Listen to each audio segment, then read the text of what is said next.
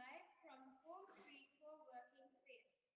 Hello to everyone connecting from your home workplaces with us today.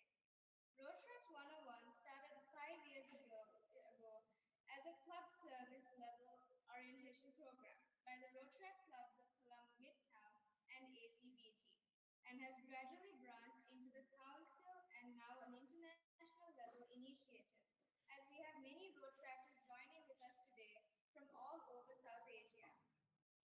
Today we have a very interesting agenda for you, starting with a keynote address delivered by Rotary International Director Rotarian Kamal Sangvi, followed by District Rotaract Representative Past President Hassan Sigera's address, followed by our most look forward to panel discussion where our distinguished panelists from Rotaract and Rotary will answer your questions.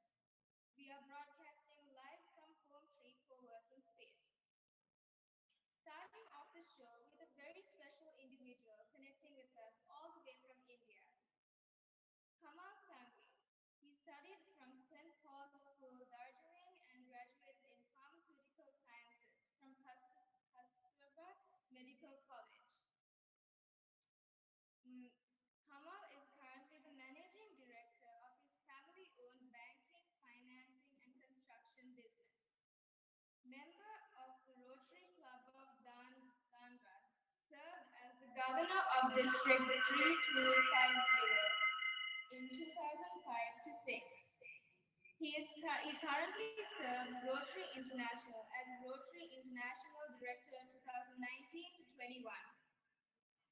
He has represented Rotary International presidents as the representative 10 times to USA, Australia, Pakistan, Philippines, New Zealand, etc.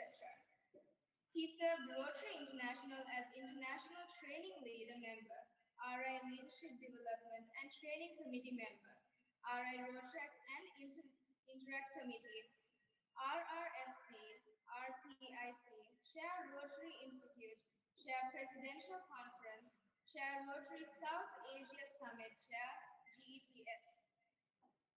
A pioneer of vocational training centers, has helped us set 28 such centers in his district, namely Saheli centers. He has coordinated 11 polio corrective surgery camps and 2 artificial limb camps in which nearly 2,000 beneficiaries were given limbs and calipers. He linked the Aman Ki Asha agreement between Pakistan and India for healing Little Hearts program for operating Pakistani children in India for heart diseases. An acclaimed orator has addressed more than 300 PETS, assemblies, conferences, and seminars. Kamal and his spouse Sonal are level 2 major donors to TRF and Bequest Society members. All his family members are Paul Harris Fellows. Recipient of Service Above Self Award and 4 Avenue Service Award of Rotary International.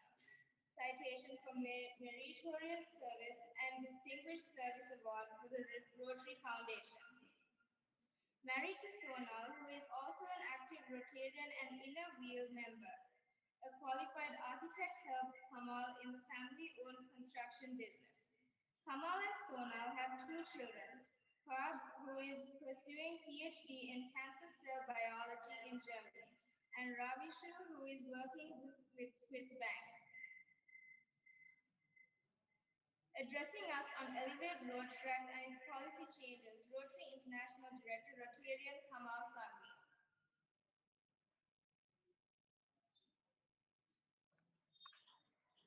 You want me to start?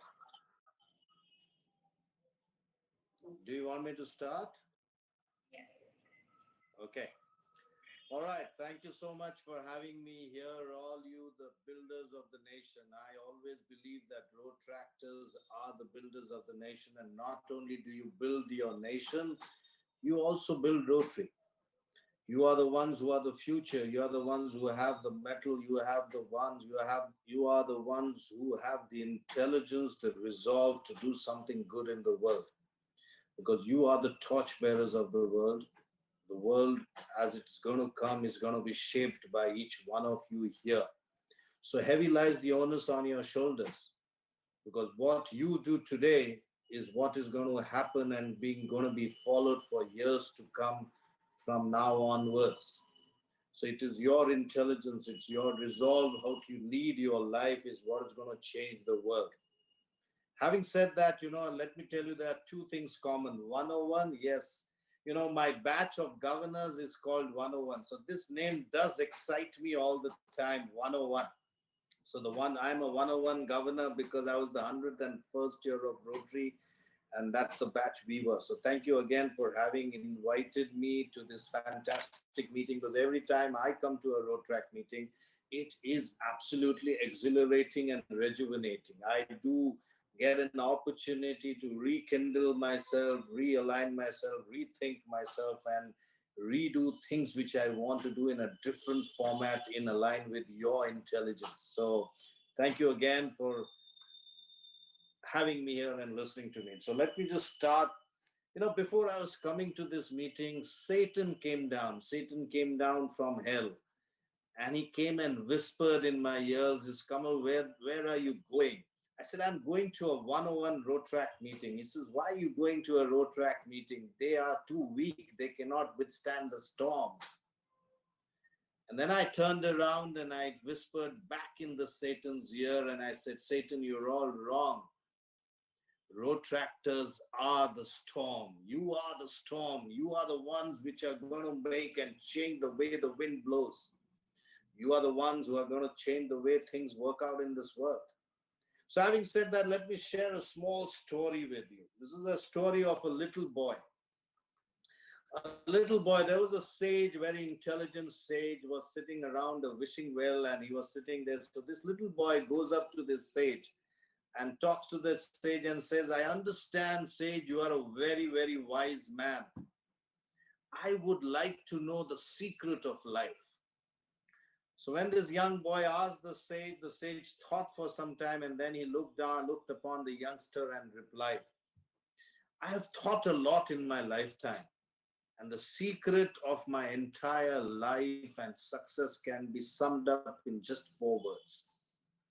The sage said that the secret of my life and the success of my life can be summed up in just 4 words. He said the first word is think. Think about the values you want to lead your life by, because the way you lead your life is how your nation will progress.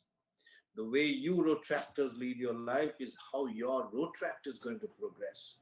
The way you lead your life by, the values you lead your life is what is going to shape your family in the future. So he said, first word is think. Think the way you want to lead, the values which you want to lead your life by. Then he said, second, the second word uh, which has shaped that, which is the secret of my life, is believe. Believe in yourself. Believe in, based on the thinking of the values you're going to live your life by, the way, and believe in yourself, how you're going to lead your life by. So believe in yourself. The second most important thing is that each one of you is a powerhouse. Each one of you can be defeated only by your own thought process. Each one of you can be defeated or made forward by what you think of yourself. So I always believe in what? Believe good, look deep within yourself and believe in yourself. When you look at yourself in the mirror in the morning, what do you see? Do you see a cat or do you see a lion? What you think of yourself, what you believe, is what the others are going to treat you with. If you think you're a cat, people are going to treat you like a cat. If you believe you are a lion, people will treat you like a lion. So it is extremely important to first to believe in yourself, the ability to do things the way you think is correct. The ability to believe in yourself that you are the people who are going to shape the world. The ability to believe that you are the vanguards of the society. So think and believe. Think on the morals you're going to live your life by. Believe in yourself, thinking about the morals you're going to live your life by. So comes the third word. The third word is dream. It says dream. The dream about the things that can be based on your belief in yourself and the values you're going to lead by. So you need to dream thinking about the ability of yourself and the values you're going to lead by. And that's why I always say dream big. It is always necessary that you need to dream big. Go aim for the moon. Do not aim for the stars. Invariably, people tell me sky is the limit. And I always disagree with them because I do not think sky is the limit, because I know each one of you Rotractor is boundaryless. Each one of you Rotractor is limitless.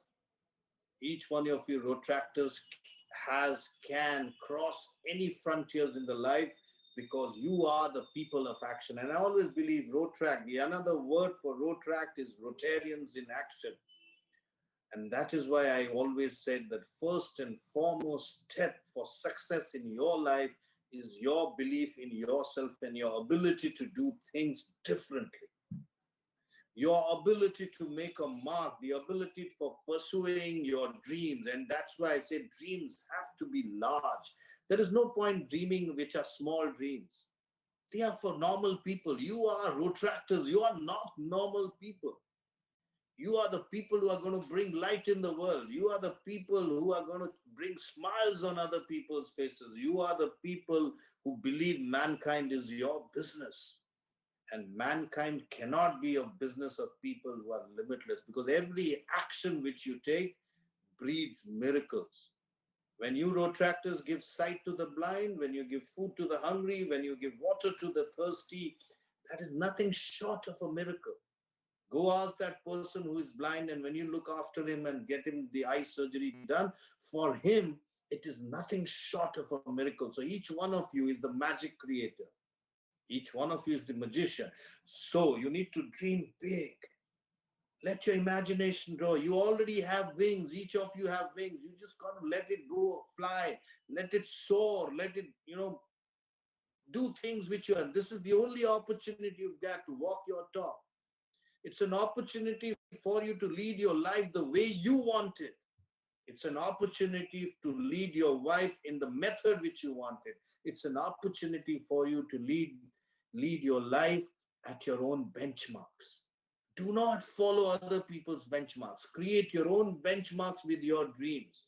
Yes, it is okay. It is always right to take advice from your seniors, your peers, your parents, your elder brothers, Rotarians, but create your own benchmarks. Every person, every Rotractor should create his own motherland. So now you've got think, you've got believe, and you've got dream. And which is the fourth word? He said, the fourth word of my life, the fourth sutra of my life, the fourth Guru mantra of my life is, the last one is dare. Dare to make your dreams with reference to your beliefs and the morals which you want to lead your life by. Dare to make them come true. And this is and that old man was Walt Disney. Walt Disney is the man who created an icon out of a mouse. Look at his ability to convert things into differently. Where everyone, detest when you see a mouse in your house, you detest it. Girls get scared of it. Women get scared of it. They jump on their bed the moment they see a mouse. And here is this man who created Mickey Mouse and Minnie Mouse, an icon for the entire cartoon industry out of the thing which we are always scared of. That's the ability to convert what you think is correct, because Walt Disney believed in himself and he dreamt big and he converted and he dared to dream differently. I always believe that one should dare, because if you do not dare, you will stagnate. It is always important that you take calculated risks in this world. Then only you will be able to exploit your fullest self. Because if you do not visit your fullest self, you do not know how much you could have done. And so, friends, that is why I always believe that when you think, believe, dream, and dare to do things differently, you will always be a winner. May not be immediately, may not be today, but let me tell you, definitely you will be a winner. And recognizing this, Rotarians have recognized this potential of willing to dare, willing to think, willing to believe, willing to dream of Rotractors. And we thought, yes, we must elevate Rotractors. And that's why we said Rotract cannot be a program. Rotractors are the powerhouse. So we said, okay, let's elevate them to the membership of Rotary. So now you have been elevated from a program to being a member of the Rotary International. You are at par with anyone. You are at par like me. Even if I'm a director, I'm a member of Rotary National, and so are you. So we elevated you from a program to a membership.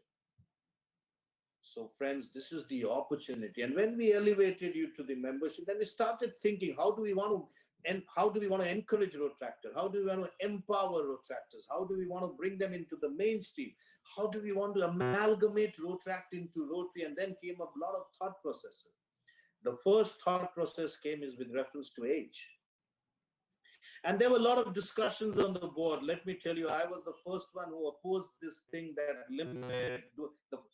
The question came that should there be an age limit for Rotractors and upper age limit. The lower age limit definitely is 18, but the upper age limit, should there be? I was one of the few ones who first said, yes, there should be. They should not be more than 30 years of age. But then I was proven wrong, and yes, rightfully wrong. And when every argument took place and they said, no, let them decide. They have the mind to decide what is correct for them. They have the right to decide what is correct for them. And that's when the board decided, no, let's leave it to the Rotractors to decide what should be the upper age limit, how long they should be in Rotract. That's for them to decide. And so we came up with this concept that you decide the upper age limit where you want to be in your club. So the club is at liberty to decide the age limit of the entire club. You can take a conscious decision that this club will have an upper age limit of this much for your club. Otherwise, it can be open. You can be a Rotractor forever in your entire life. So that's the challenge. That's the beautiful part of this movement which you are. And I envy you people. I could not be in your space. But having said that, I always believe when you were in school, primary, junior school, you look at your brothers who were in senior school, and you used to feel always very jealous, right? Oh, look at them. They are sitting in the canteen eating with girlfriends and boyfriends, and they're playing cricket while I'm stuck in the junior school. Class 7 and you shifted into the senior school, you're very happy. You never looked back at your junior school. None of you ever. I'm sure you would only go back to your junior school maybe once a year to meet one of your teachers or something like that. But now you are a senior school because you progressed, you wanted to get into a higher platform. You wanted to enjoy higher things. So you went into the senior school. But come into the senior school, your brother graduated into the college. So then you started looking at your brother who had a bike, who was zooming around the town, and you said, oh gosh, I want to get out of school because I want to be like my brother or my sister and go around on that bike and enjoy the fun of being in a college, enjoy the fun of having no rules, enjoy the fun of enjoying going out late night for parties. So come at the end of the school, you graduated and you went into the college, you never went back to your school. Maybe only for the annual day again. The annual reunion day, you would go back to your school only once a year because you are too busy trying to find yourself, trying to bring yourself into a higher platform of learning. So you went into the college. But when you entered the college, you saw your brother and your sister doing business, and they would come in this fantastic Mercedes-Benz car or probably Honda City or something like that. And you said, oh gosh, I want to get out of this motorbike culture and I want to get into these fancy cars. And lo behold, once you graduated from the college and you went into your professional life, working as IT experts, working in your business, doing things which are so beautiful for your life, you never went back to the college. Again, once a year for reunion. And Rotract, Rotract and Rotary is the same equation. When you were in school, you were in Interact. Then you need to graduate. You need to learn more. You need to make yourself more valuable. Then you went into the college. When you went into the college, you wanted to get more learning. You wanted to become smarter. You wanted to become absolutely smart kid around the town. So you said, okay, let me graduate from the college, which is a road track movement. And now it's time that you go into a higher platform of learning, higher platform of experiences, higher platform of living. You need to, to be a genius, to unleash the genius within you, you not need to be with genius. You need to be with learned people. So now you need to get in when you're in your professional life.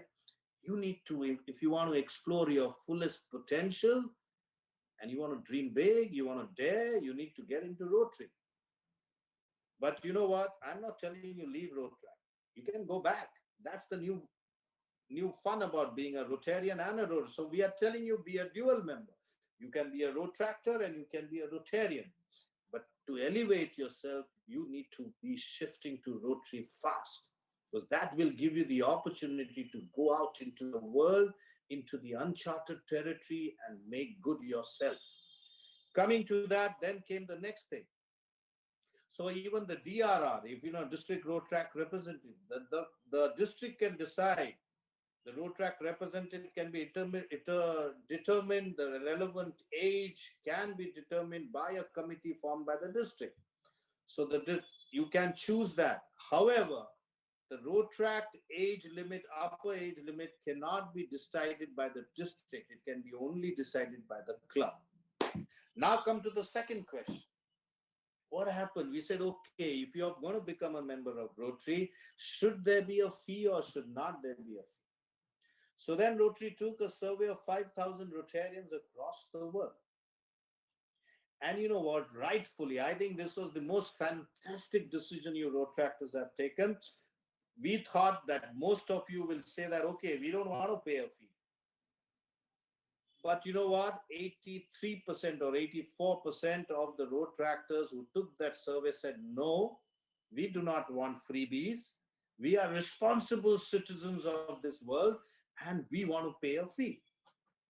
So then came about the fee structure. So then we came out with two fee structures. One is a $5 annual fee and one is the $8. $5 is for people who are still studying or still in an institution and still not looking after their own resources or looking after or not in employment or not doing a job, probably still in college. So for them, it's $5. But for those who are community-based, people who are already employed, who are people on a higher platform, people who have started fending for themselves, who are professionals, for them it's an $8 fee. So these two structures of fee, that also we are flexible on. Then comes, invariably we are told Rotaract always people have to go back to Rotary or Rotary has to sponsor, then only a club can be formed. And then we said, no, this cannot be. Let's empower these young geniuses. So then we came up with the third thing is that you don't need a sponsor club. You don't need a Rotary club to sponsor you to form a Rotaract club. You don't need even a Rotaract club to sponsor a Rotaract. You can form one on your own. So you said, okay, you don't need sponsors. You need Rotaract. Any people of 18 years of age can come together and form a Rotaract club and fill in a form. So that's why we said that you could form a club now without a sponsor because we trust your intelligence. We trust the resolve which you lead your lives by. Now coming to the fourth point is that how do we empower Rotractors so that having said that, like I said, you should become Rotarians. So how do I empower you to become Rotarians? How do I bring that amalgamation to take place into a smooth flow? It should go like a lock and key. If Rotary is the lock, Rotractors are the key for it. So how does the key get into the lock? So we then said, okay, we went back to our governors, the Rotary governors, and said, okay, now in all your committees, involve a Rotaract representative in your committees. Because it's extremely important to get your viewpoint because you are the nation builders. You are the ones who are going to curate this world in the next 100 years. So we said, okay, let's have a Rotractor in every Rotary committee at the district level so that transition can take place in a fluid manner. And that is why the governors are encouraged today, and I'm sure most of the governors are doing it. If for some reason some of them are slightly slow at it, I'm sure that will happen. That the governors will be told and will be involving you in all Rotary activities. And you know what? Even on the board today, there we have created a Rotaract task force to look after the transition of Rotaract into Rotary. We have done a task force so that you can be empowered more into Rotary. And there is a Rotaract Interact committee which works with the task force. And you know what, which is the latest thing we have approved? Is to have a Rotaractor on the board of Rotary International. There will be a permanent Rotaractor on the board of Rotary International so that you can tell your viewpoints through that individual, whatever you want to tell directly to the board. For me to become a board director, it has taken me 30 or 35 years to be in Rotary, going over various levels to be in the board. One of you Rotaractors is going to be in the board directly. That's the way we are wanting, so that you can tell your stories and what you want to the board directly. So that's the other thing which Rotaractors have been imparted upon. So let me come back and end. Let me just sum it up. You have upper age limit, lower age limit of 18, no upper age limit. You decide. You decide whether you want to be a Rotaractor even when you are 60, or you want to go into a higher platform. Then the second is dual membership.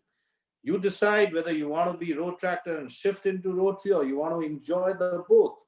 You want to enjoy the youthfulness of Rotaract, and you want to enjoy the intelligence of Rotary or the maturity of Rotary. You got a choice of both. So you can say that you enjoy the beer and you enjoy the wine too. So you got an opportunity to do that. Second is, you don't need a sponsor to Rotary to sponsor your clubs anymore. Number three, there is a fee structure which is just $5 and $8. Number four, the DRR age limit can be determined by the district. What should be the DRR's age limit? Because definitely you want to have the youthfulness. You do not want a DRR, I'm sure, who is 60 years old. So I'm sure you can decide at the district level. Together, all of you can decide what is going to be the age limit for the DRR to be elected. Having said that, it is strongly encouraged that you Rotaractors become Rotarians. What is our goals now? We want to increase the number of Rotaractors reported to Rotary by 100% by 2022. By 22, we want the Rotaract level to increase 100%. Increase the number of Rotaractors who join Rotary clubs by 20% to 2022. So 20% of increase in number of Rotaractors joining Rotary. Increase the number of Rotaractors to 1 million. Increase the number of Rotaractors to 1 million by 2029. Can you imagine the powerhouse you guys are going to become by 2029? You're going to dictate to all of us. And that is what we love. So having said all that, these are the opportunities. And now coming to the last icing on the cake. How are we going to empower Rotaractors? Because service above self is our motto of our organization. Mankind is our business. Bringing smiles on other humans is our business. And how are you going to do that? By giving you opportunities for service. Giving you opportunities to do joint projects with Rotarians. Giving you opportunities to be part of the service projects of Rotarians. And the icing on the cake is that we are fast going to come out with a policy where Rotaractors can take part in the Rotary Foundation global grants. You will soon be allowed to have global grants of your own. Rotaractors can do global grants on their own. You decide what you want to do. You decide where you want to do. You decide how you want to do it. You decide why you want to do it. You decide how big you want to do the projects for. So all these decisions are now going to be lying with you so that you become the leaders of tomorrow.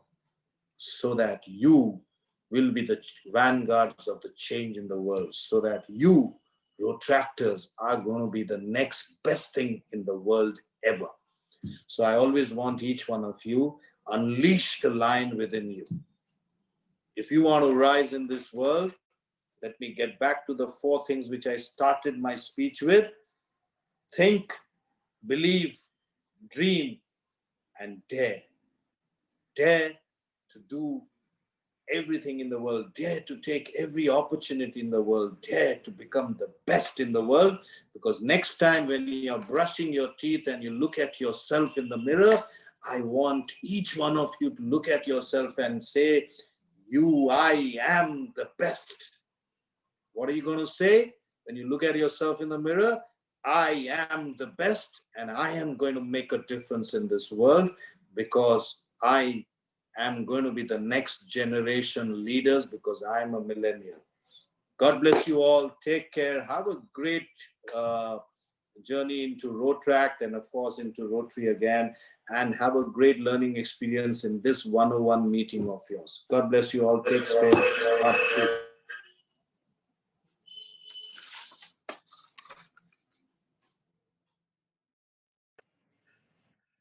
Thank you, sir, for that insightful piece of information. We are now elevated, and let's make the most out of it. Speaking of being elevated, the first ever district Rotaract representative in Sri Lanka and Maldives to operate out of the Elevate Rotaract enforcement is none other than Rotaract past president Hassan Sigera. We are excited to know what 3220's take on this is.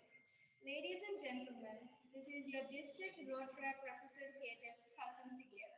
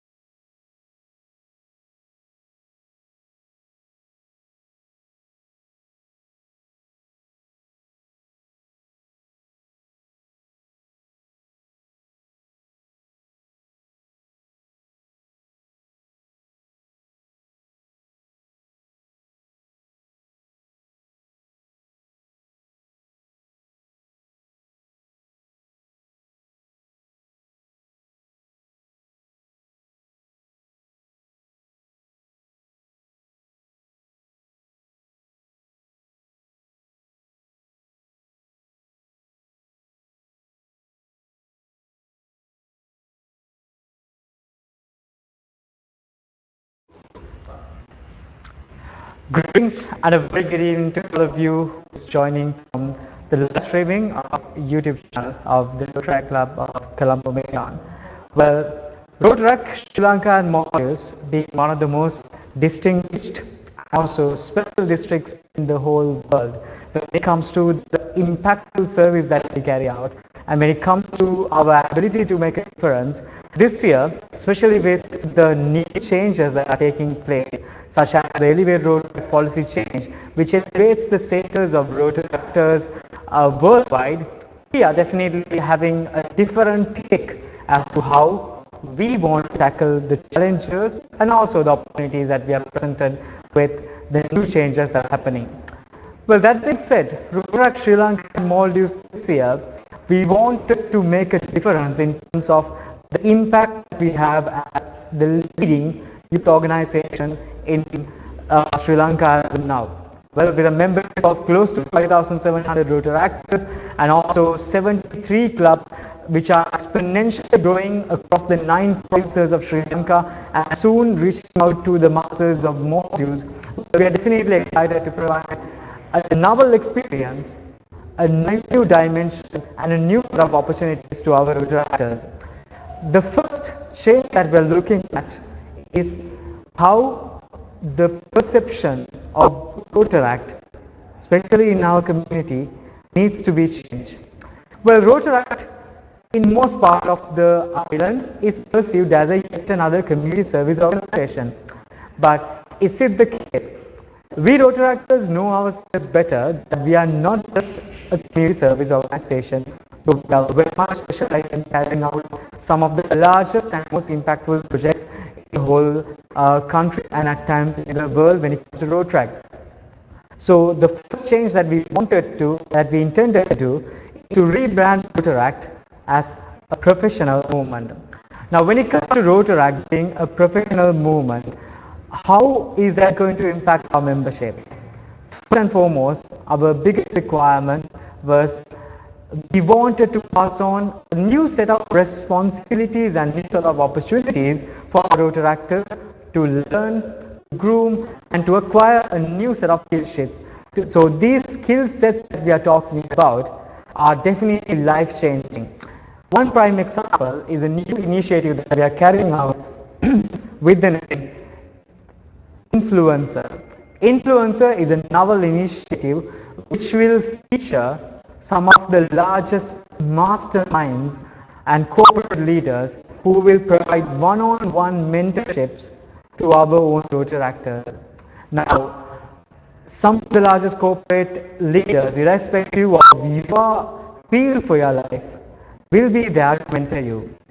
So this program is already launched, and this is a novel initiative that we are presenting because we understand Rotaract is the best platform that any youth or any young professional can venture into in developing themselves.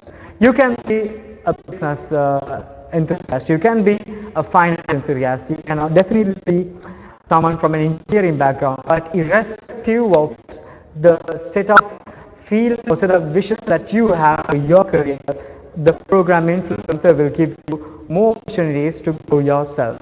So that being said, the next program that we are looking at this year is with the challenges of Elevate Rotaract, with new sets of challenges that are brought by Elevate Rotaract, we wanted to provide more additional benefits to our Rotaractors.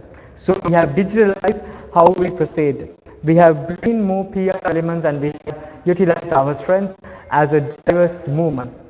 So just taking on the proceedings, for how we perceive Rotaract, we wanted it to be a platform that provides one step closeness to your corporate vision. So hence programs such as Influencer and also a lot of professional development projects and even rationalizing how people look at Rotaract as a professional movement has been given to you. So my dear Rotaractors, another change that we have brought in is to enhance our presence, especially in the regional arenas. Well, how do we do that? Rotaract Sri Lanka and Maldives for the longest time period has been doing quality initiatives and has been hosting some of the most wonderful initiatives in terms of international participation. So this year, towards the month of March, along with World Rotaract Week, we will be the host for Sri Lanka's first ever international Rila that will feature, hopefully, the participation of many Rotaractors at the end of the pandemic period to come down to Sri Lanka to engage through our Rotaractors to share what we as a district give you, especially in terms of the quality of the delivery of our projects. So not only that, we also have the vision to bring in some new initiatives that will bring together our strength in diversity. So one of the largest initiatives that we are doing this year is the project Cleanness Air, that will probably see the first ever industrial waste in Sri Lanka to be built in our own country. So that will be a pilot project that any entity, any organization can take on and help in our goal towards making sure Sri Lanka is a better and a more cleaner destination. Well, these are some of the initiatives that we have planned. And not to forget, for the first time in Sri Lanka, there are regional projects that are happening with the collective efforts of the club regionally present, so that we, with our togetherness, are reaching for a future with better education, sustainable livelihoods, and also not to forget that we have, as the Frontier Youth Movement in Sri Lanka, have launched a program where for the first time all the clubs in our district are working in preventing the spread of COVID-19, and not only restricting ourselves to that, but also making sure that we as a movement, as the songs of the movement, are emphasizing on how we are assisting with the livelihood developments of the industry that have gotten affected due to COVID-19. As you know, Sri Lanka has been struggling with our economic growth, but what we have done right now, we have maneuvered all our clubs in the district to work together to uplift the communities around the country, so that we as a nation could stand. So we have shifted how the Rotaract has been looked at and how we've been working upon. So these are some of the very certain initiatives that we are presenting this year. These are just the initiatives. Rotaract Sri Lanka and Maldives will always present to you something novel, something different that could that could differentiate us as the largest and the strongest youth-led movement in Sri Lanka. So my wishes to all of you, and while I wish the organizers of Rotaract 101, which definitely will provide an insightful session with the seeing the caliber of the panelists that we have come in the latter half of the program. Well, make use of what Rotaract gives you. Rotaract presents to you enough opportunities for you to grow and to enhance your capabilities as leaders. So it doesn't matter where you're from, it doesn't matter what you do, it doesn't matter which qualifications that you intend to have in your life. Rotaract is going to provide you with a set of qualifications and skill sets that will nurture you as the best leaders that this country has to offer. So I thank the organizers of Rotaract 101 for bringing out this concept of getting all the Rotaractors educated about the new changes and the new initiative that we as a district has to have. Well, it's a beautiful movement. It's a movement that is with love, affection, and care, and that will give you enough opportunities. And Rotaract Sri Lanka, as the largest youth movement in Sri Lanka, are definitely there to support one another, each and every one of you, to groom as the next set of leaders that this country has to offer. So that is it, what I have to present from my end. Hope you guys enjoy the rest of the proceeding. Well, what we as a movement promise is fellowship through service, and that is exactly what we are going to stand with our numbers, with our strength in diversity as the biggest pushing factor for all of us. Let's make sure during this year, together, we strive as one. Thank you very much, and have a wonderful evening ahead.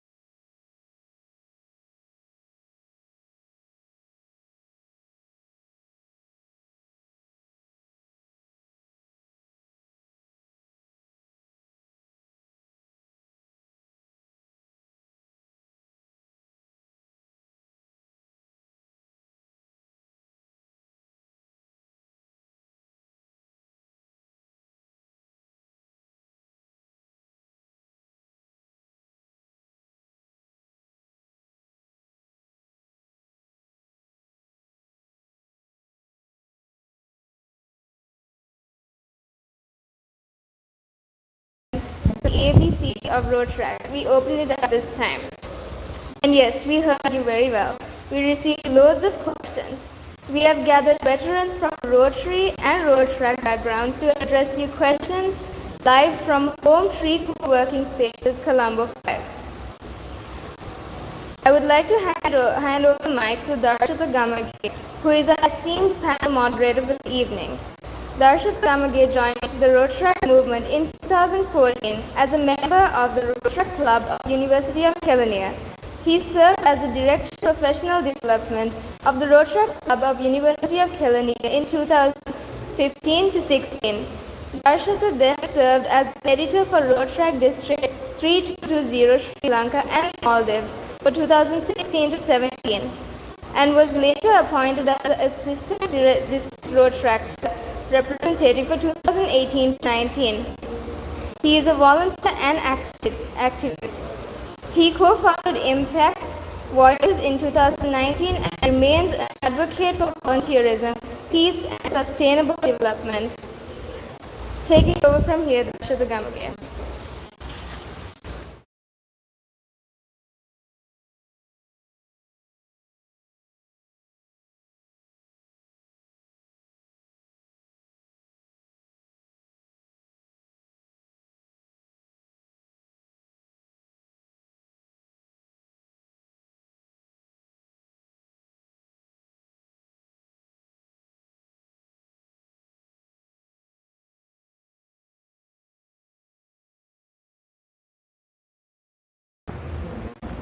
Good afternoon, everyone, and welcome to the panel discussion for Rotaract 101. So we are going to go in for an engaging discussion to get to know about Rotaract, Rotary International, to know about the ABCs of the Rotaract movement. So today with us, we have an esteemed panel who will be sharing their knowledge and experience on questions that you also have contributed to. So let me go on to introduce the panelists for today. First and foremost, we have the District Governor nominee, Rotarian Pubudu D'Souza. She is professionally an engineer with banking and marketing background. Currently, she is the Project Director, Global Fund NEVA for the Ministry of Health and Indigenous Medical Services. She possesses diverse experience from local corporates to multinational corporates and public sector, and is actively involved in other voluntary organizations such as the Women's Chamber, Industry and Commerce Sri Lanka, Toastmasters, and many more. With over 21 years of Rotary service, started with the Rotary Colombo town and moved on to Rotary Club of Colombo, and has worked closely with Interact and Rotaract during her tenure as the president in 2017-18. All three clubs won Most Outstanding Clubs of the Year. She has held multiple district positions and recognitions of some of the main ones being District Secretary, Assistant Governor, DRCC, and the ICC now. And now she is the District Governor nominee for year 2022-23. Next, I would like to introduce Rotarian Paul Harris Fellow, past President Saif Ramsey. With over 17 years of corporate experience in the international marketing, merchandising, product development, operations, and team management, he currently works at Advanced Technology Gloves Private Limited as Assistant General Manager. He has held multiple Rotary district positions, and in some main achievements are second runner-up Best President, awarded by our District 3220 Sri Lanka and Maldives. Best runner-up Best Secretary, Last Club category, awarded by International District 3220 Sri Lanka and Maldives. And he was also the District Interact representative for the District 320 and is the governing body of 121 school-based Interact clubs in Sri Lanka, which is under the Rotary International District 320. He has also won the Presidential Citation for the District Best Interact Club President in 1999 and won 5 prestigious national recognitions. Then I would like to introduce District Rotarian Amjad Yusuf. Muhammad Amjad Yusuf, the Managing Director of Agrarian Livestock and Management Private Limited, and is the managing partner of AJ Enterprises. His companies are one of Colombo's leading poultry product dealers. He completed a bachelor's degree in international business with honors from Northwood University, Michigan, USA. He joined the family of Rotary in the year 2004 as an instructor of the Interact Club of Isipatana College, Colombo, and held the post of Sergeant at Arms before being appointed as the president in the year 2006-2007. He joined as a Rotaractor as a member of the Rotaract Club of the American National College, and then transferred to the Rotaract Club of Colombo North after completing his bachelor's degree. During his Rotaract journey, he held many positions as President, Treasurer, Rotaract Coordinator, Golden Jubilee Coordinator, and Membership Committee Chair and Community Service Director in the Rotaract Club, while he went on to hold the position of the District Rotaract Representative for the 2018-19. He was also Reporting Secretary for Rotaract South Asia MDIO for the 2019-20 and is currently the General Secretary for Rotaract South Asia MDIO. He joined Rotary Club of Colombo North in 2019 and was appointed the Assistant Secretary for that year. He is a dual member of Rotary and Rotaract and has been appointed as Rotary Club Secretary in the 2020-21. Rotary International has given him as recognition as Rotary Action Plan Ambassador for 2019-20, and currently he has been appointed as the Rotaract District Rotaract Chair for Rotary International District 2020 for the year 2021. Next, I would like to introduce past DRR Rotarian Mohammed Husni. Rotarian Husni is an accomplished non-profit management lead, social entrepreneur, program design specialist, experienced trainer/coach, and an experienced, passionate advocate for sustainability, youth engagement, climate action, digital inclusion, and active citizenship, with over 15 years of extensive experience in the development sector. Husni was the district representative for the year 2016-17 and introduced Vision to Action, a strategic vision coupled with change management, integrated sustainability, and innovation. Vision to Action witnessed over 1,200 youth-led voluntary community initiatives implemented by 4,000 practices aligning them with SDGs. In 2018, he was appointed Director for International Programs and Partnerships of Rotaract South Asia MDIO and is currently Rotarian at the Rotary Club of Colombo City. Next, I would like to introduce past DRR Rotaractor Radha Senanaka. She joined the Rotary family in 2011 as a member of the Rotaract Club of University of Colombo Faculty of Arts, sponsored by the Rotary Club of Colombo Town. She served as the president for the year 2013-14 under the theme Friendship Beyond Boundaries and has won the Most Supportive Club Silver, Most Outstanding Fundraiser Silver, and Most Outstanding International Understanding Project Gold Award during her year as year of presidency. She was elected as the District Rotaract Representative for the 2017-18. During the said year, she was awarded as one of the most outstanding DRRs in the South Asian region by Rotaract South Asia AIO, and Rotaract District 220 was awarded the most outstanding district at Rotasia 2018. Rotaract past President Anuradha obtained a bachelor's degree in sociology from the University of Colombo in 2016 and with first class honors, and she also a holder of the bachelor's degree of law from the University of London. And she has also been enrolled as an attorney at law in the Supreme Court of India. She is currently reading for her skill in governance and disaster management. She is currently employed as a lecturer at the Department of Sociology, University of Colombo. Next, I would like to introduce Rotaract past President Abdul Basit Sattar. Abdul is a chartered global management accountant qualified in the United Kingdom with more than 8 years of experience. He is an associate member of Chartered Institute of Management Accountants CIMA UK and a graduate in finance and management at the University of West Scotland. Abdul is currently group coordinator for special projects for global bicycle manufacture and is the co-founder of Impact Voices. Majority of his work revolves around business intelligence, strategy development, data analytics, and communication. Abdul has over 6 years of volunteer experience with Rotaract in Sri Lanka and Maldives, where he served as the Director for Professional Development and Director for Membership Development for the District 32 of Sri Lanka and Maldives. He also served as the Assistant District Rotaract Representative for the year 2018-19, and during his tenure as the President, he was awarded as the most outstanding Rotaract Club President, representing the Rotaract Club of University of Sri Jawaharlal. He was also recognized with the Rotaract Lifetime Achievement Award in the year 2018-19 for his passionate humanitarian services. He is also author of the book titled Champion of Youth Career, which was published in 2018. And finally, I would like to introduce Rotaract past President Netmini Madhav. Netmini holds a Master in Human Rights with distinction from the Faculty of Graduate Studies, University of Colombo, and she is an attorney at law from the Supreme Court of Sri Lanka.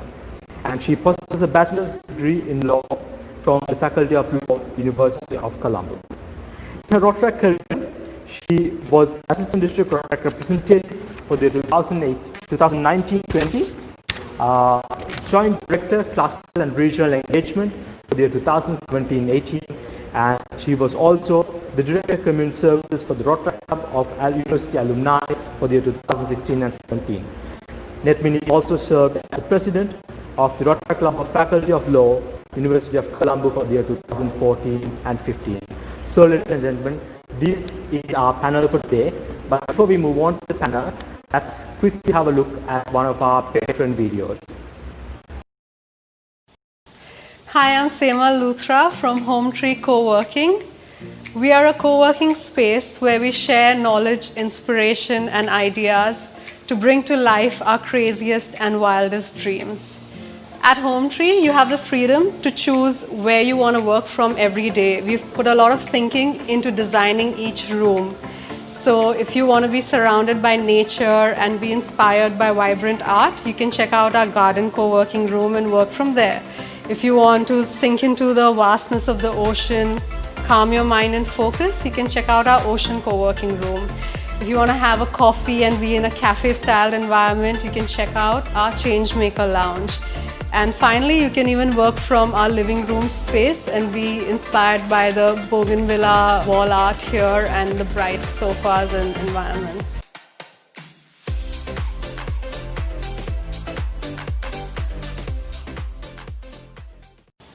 Hi, I'm Seema Luthra from Home Tree Co-working. We are a co-working space where we share knowledge, inspiration, and ideas to bring to life our craziest and wildest dreams. At Home Tree, you have the freedom to choose where you want to work from every day. We've put a lot of thinking into designing each room. So if you want to be surrounded by nature and be inspired by vibrant art, you can check out our garden co-working room and work from there. If you want to sink into the vastness of the ocean, calm your mind and focus, you can check out our ocean co-working room. If you want to have a coffee and be in a cafe-styled environment, you can check out our Changemaker Lounge. And finally, you can even work from our living room space and be inspired by the bougainvillea wall art here and the bright sofas and environments.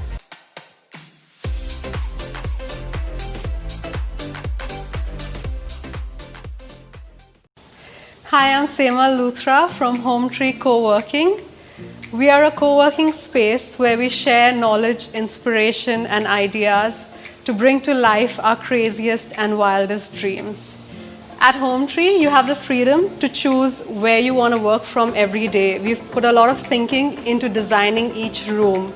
So if you want to be surrounded by nature and be inspired by vibrant art, you can check out our garden co-working room and work from there. If you want to sink into the vastness of the ocean, calm your mind and focus, you can check out our ocean co-working room. If you want to have a coffee and be in a cafe-styled environment, you can check out our Changemaker Lounge. And finally, you can even work from our living room space and be inspired by the bougainvillea wall art here and the bright sofas and environments.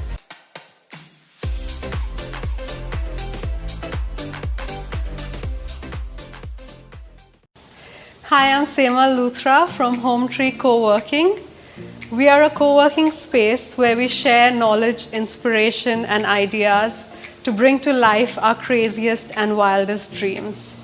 At Home Tree, you have the freedom to choose where you want to work from every day. We've put a lot of thinking into designing each room. So if you want to be surrounded by nature and be inspired by vibrant art, you can check out our garden co-working room and work from there. If you want to sink into the vastness of the ocean, calm your mind and focus, you can check out our ocean co-working room. If you want to have a coffee and be in a cafe-style environment, you can check out our Changemaker Lounge.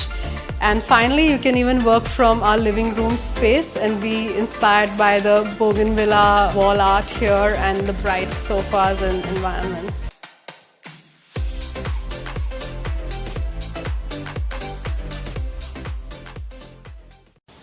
Hi, I'm Seema Luthra from Home Tree Co-working.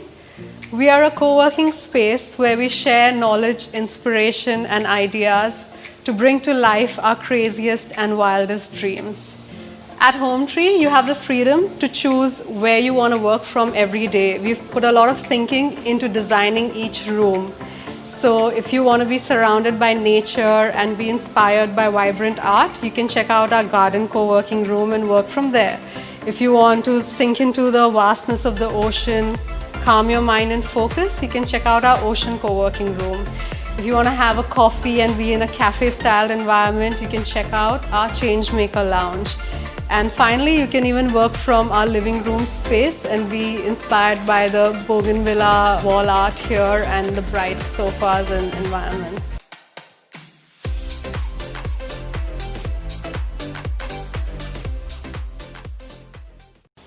Hi, I'm Seema Luthra from Home Tree Co-working. We are a co-working space where we share knowledge, inspiration, and ideas to bring to life our craziest and wildest dreams. At Home Tree, you have the freedom to choose where you want to work from every day. We've put a lot of thinking into designing each room. So if you want to be surrounded by nature and be inspired by vibrant art, you can check out our garden co-working room and work from there. If you want to sink into the vastness of the ocean, calm your mind and focus, you can check out our ocean co-working room. If you want to have a coffee and be in a cafe-style environment, you can check out our Changemaker Lounge. And finally, you can even work from our living room space and be inspired by the bougainvillea wall art here and the bright sofas and environments.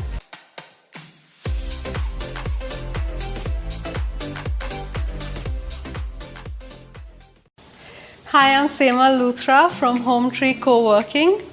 We are a co-working space where we share knowledge, inspiration, and ideas to bring to life our craziest and wildest dreams. At Home Tree, you have the freedom to choose where you want to work from every day. We've put a lot of thinking into designing each room. So if you want to be surrounded by nature and be inspired by vibrant art, you can check out our garden co-working room and work from there. If you want to sink into the vastness of the ocean, calm your mind and focus, you can check out our ocean co-working room. If you want to have a coffee and be in a cafe-style environment, you can check out our Changemaker Lounge. And finally, you can even work from our living room space and be inspired by the bougainvillea wall art here and the bright sofas and environments.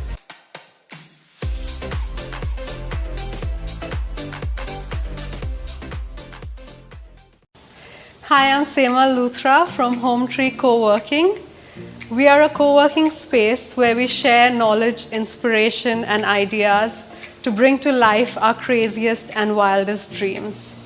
At Home Tree, you have the freedom to choose where you want to work from every day. We've put a lot of thinking into designing each room.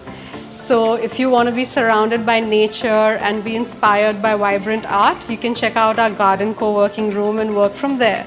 If you want to sink into the vastness of the ocean, calm your mind and focus, you can check out our ocean co-working room. If you want to have a coffee and be in a cafe-style environment, you can check out our Changemaker Lounge. And finally, you can even work from our living room space and be inspired by the bougainvillea wall art here and the bright sofas and environments.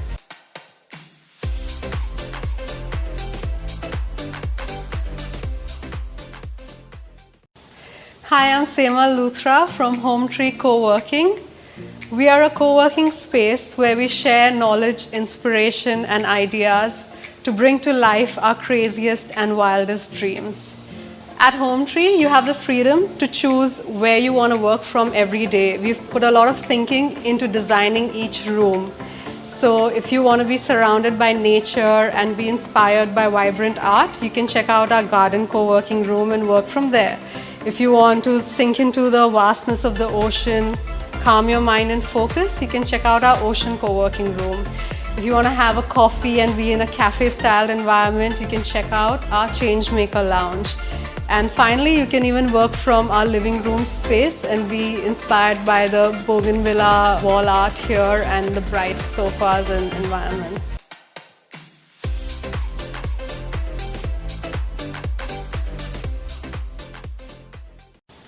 Hi, I'm Seema Luthra from Home Tree Co-working. We are a co-working space where we share knowledge, inspiration, and ideas to bring to life our craziest and wildest dreams.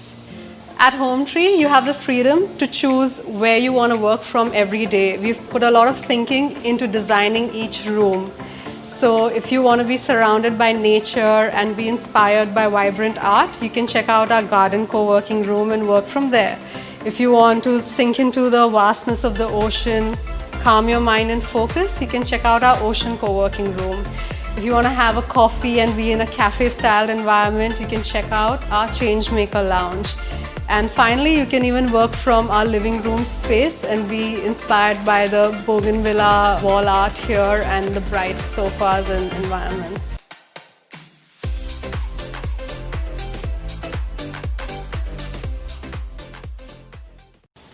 Hi, I'm Seema Luthra from Home Tree Co-working.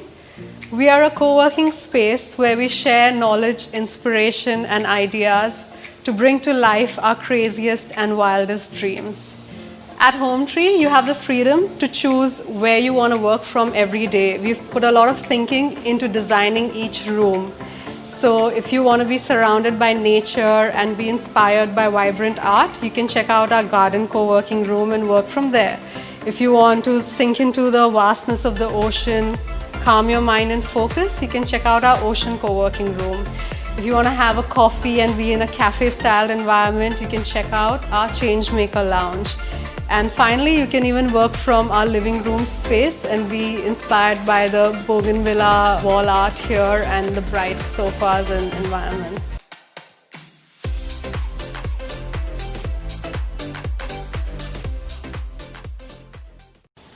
Hi, I'm Seema Luthra from Home Tree Co-working. We are a co-working space where we share knowledge, inspiration, and ideas to bring to life our craziest and wildest dreams. At Home Tree, you have the freedom to choose where you want to work from every day. We've put a lot of thinking into designing each room. So if you want to be surrounded by nature and be inspired by vibrant art, you can check out our garden co-working room and work from there. If you want to sink into the vastness of the ocean, calm your mind and focus, you can check out our ocean co-working room. If you want to have a coffee and be in a cafe-style environment, you can check out our Changemaker Lounge. And finally, you can even work from our living room space and be inspired by the bougainvillea wall art here and the bright sofas and environments.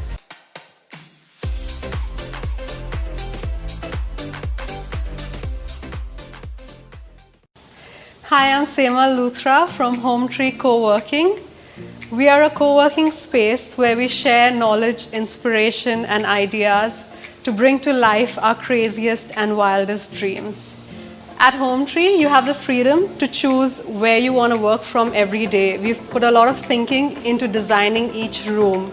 So if you want to be surrounded by nature and be inspired by vibrant art, you can check out our garden co-working room and work from there. If you want to sink into the vastness of the ocean, calm your mind and focus, you can check out our ocean co-working room. If you want to have a coffee and be in a cafe-style environment, you can check out our Changemaker Lounge. And finally, you can even work from our living room space and be inspired by the bougainvillea wall art here and the bright sofas and environments.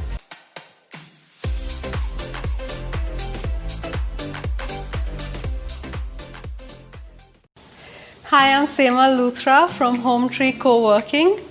We are a co-working space where we share knowledge, inspiration, and ideas.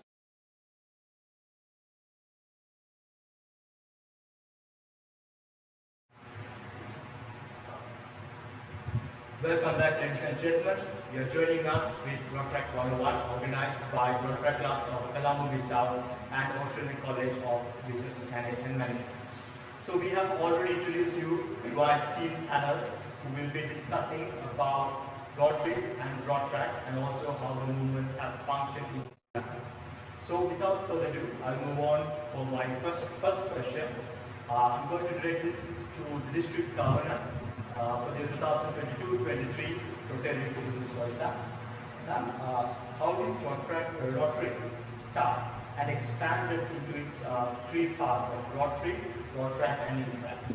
Yeah, thank you very much, dear friends. The Rotary began in Monterey, 1905 in Chicago, USA. When person Paul Harris, who was a lawyer by profession, found the need to get others in the business and professions into an organized group and promote ethical and fair practices. You must be wondering why ethical and fair practices, and also to serve an opportunity for friendship, and thus it would also promote more business as well. It was a time of selfishness and cutthroat competition with no fair play for customers and competitors. The concept grew to be popular with more businessmen, professionals embracing the opportunity to meet and an atmosphere of friendship and bonding. The name Rotary was introduced as meeting were held in rotation in members' places of businesses.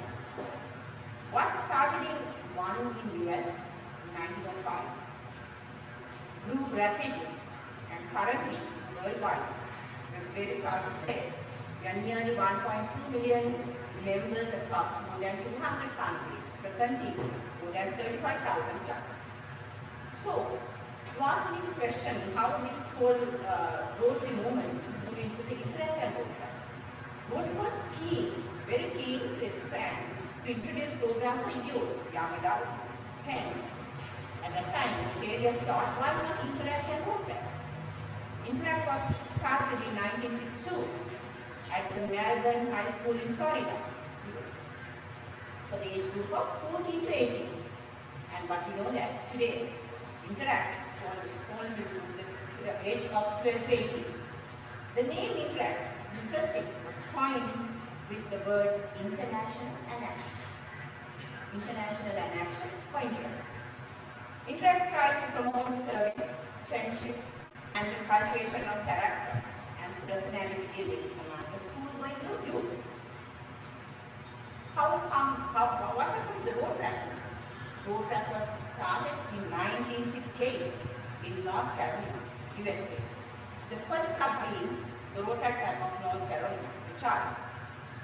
That time it was decided, the age group being 18 to 30. The name Rotaract, again, coined with the words rotary and action.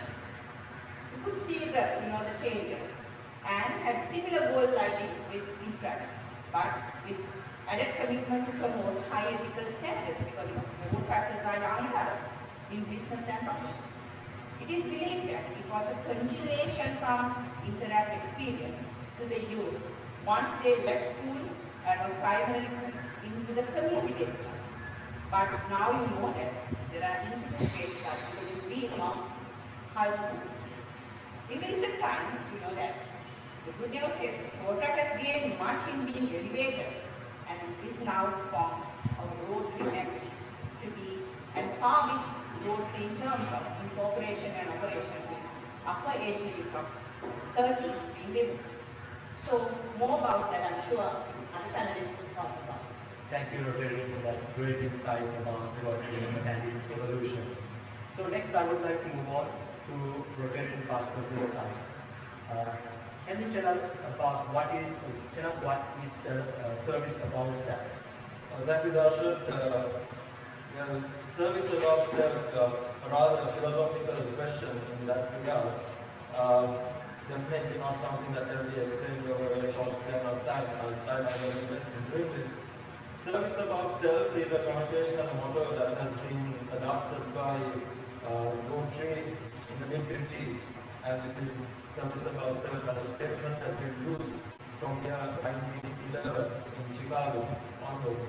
And then rather from that day over a century it has gone into different conventions and they got approval in different ways. So let's get to what service above self means. To understand it better, let's reverse the words of service above self. In reverse, if you say self above service, that is exactly what that should not be happening when you try to understand this particular connotation of service above self. So what is self? Self is not being selfish.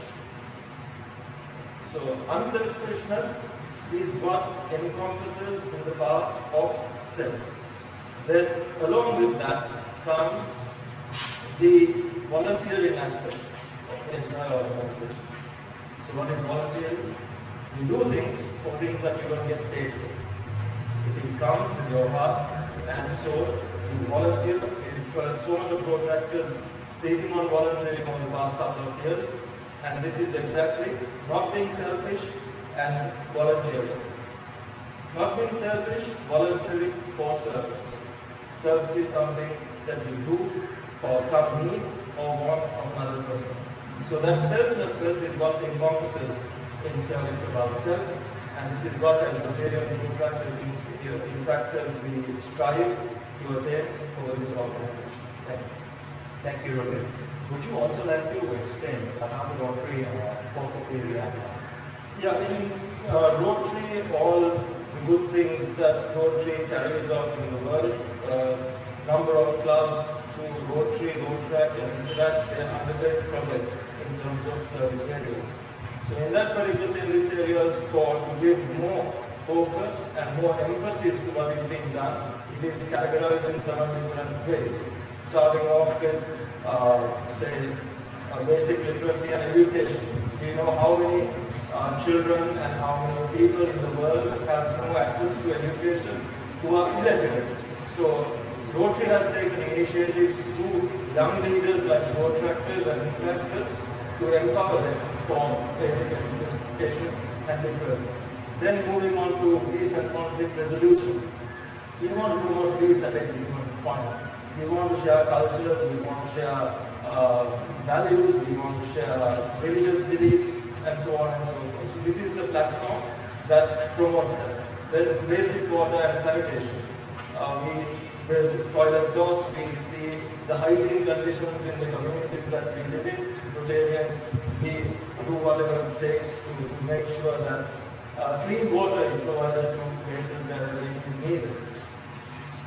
Then, of course, the latest addition to these focus areas, over the past 5 years, a huge endeavor has taken place in terms of environment.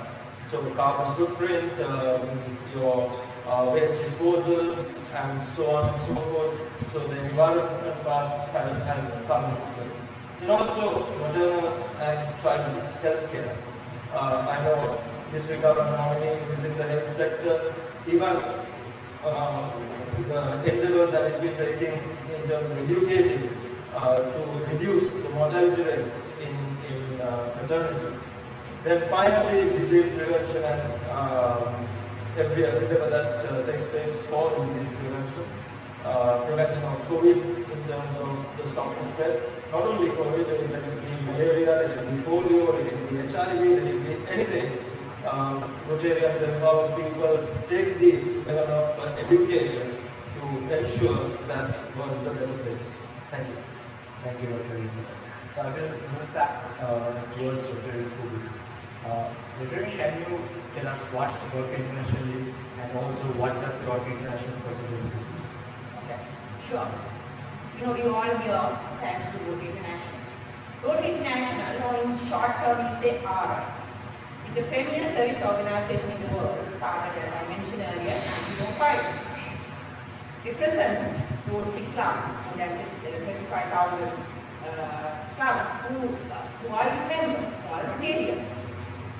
The headquarters of our Rotary International is located in Lancaster, Illinois, USA, where the president, international president and the board of directors and main administrative functions we have. There are 6 regional officers, because we are an organization representing more than 200 countries, we need to have regional officers. So we belong to South Indian region office, and around the world we have facilitating their regional administrations and every other aspect in various languages and other requirements. So actually the Rotary International RI consists of the Rotary International President, President-elect, Vice President, the Treasurer, the General Secretary, and 15 other board of directors. So the President of the Rotary International is selected way before, that is before 2 years, because they like normal Rotaract club or the Rotary clubs, we have the Vice President, we have President-elect, and internationally appointed committee is actually selecting this person, and I'm very happy to mention being a female representative. We have my year, the year that I'm going to lead, 2022-2023, the first female, the Rotary International President, Jennifer Jones from Canada, is going to head our organization. And it's a 1-year period. It's nothing beyond that. And the organization is, it's mainly on administration purpose. And for more details, visit us on Rotary, www.rotary.org, www.rotary.org. You could see our work. Thank you. Thank you, Rotary. I think now our audience will have a better understanding about Rotary, how it works, and how it has expanded around the world. So now I would like to move on to Rotaract Transmission Network. Would you like to explain what is the 4-way test? Thank you, Raj. I would like to build up on what Google said about why Rotary International was formed and how the areas of service work. So building upon that, the motto of Rotary is service above self, and 4-way test is to make sure that how we reach that level of service above self by way 1. If I read out, the 4-way test goes as: is it the truth? Is it fair to all concerned? Will it build goodwill and better friendships? Will it be beneficial to all concerned? If I break it down, it says when you are engaging in Rotaract or Rotary work, regardless, when you are doing service, be truthful. You have to be fair. You need to make sure that you spread goodwill and you make better friendship. That is a very crucial factor in a voluntary organization, because for us to sustain, there has to be networking, and it has to benefit everyone, not yourself, not personally. But this Rotary 4-way test should not be limited to Rotary or service.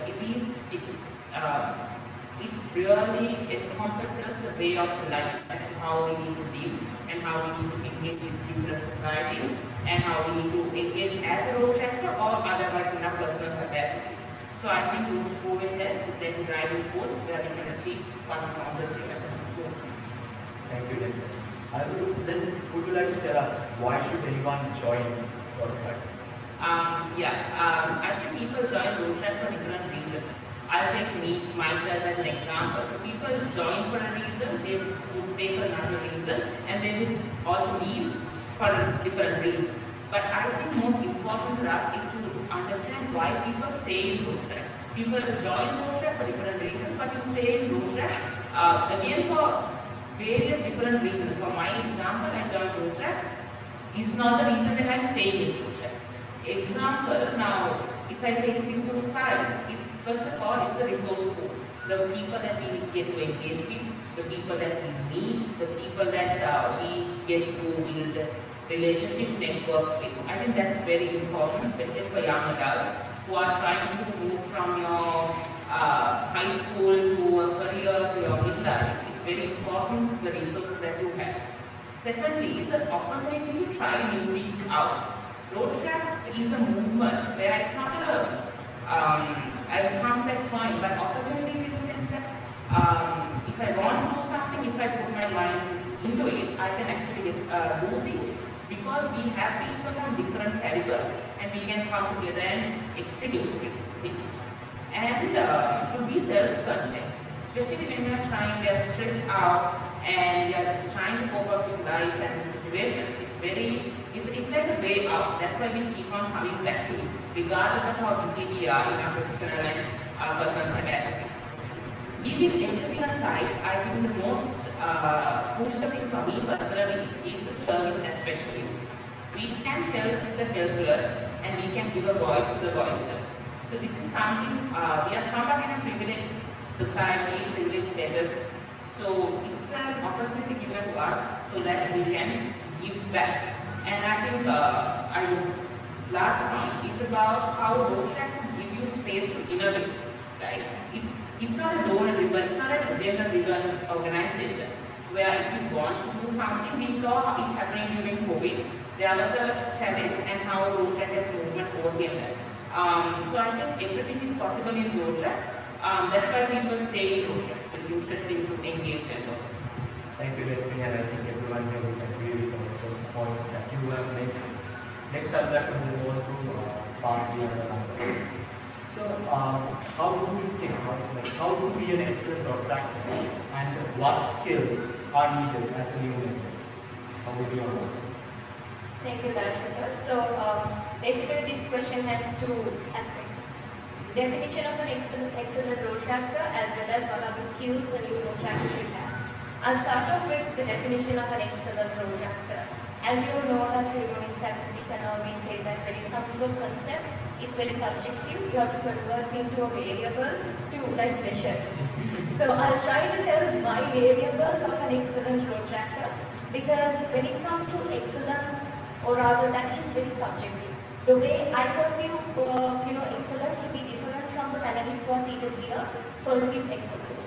But in my own experience, being in this movement since 2011, I have just pointed out my own variables of being an excellent Rotaractor.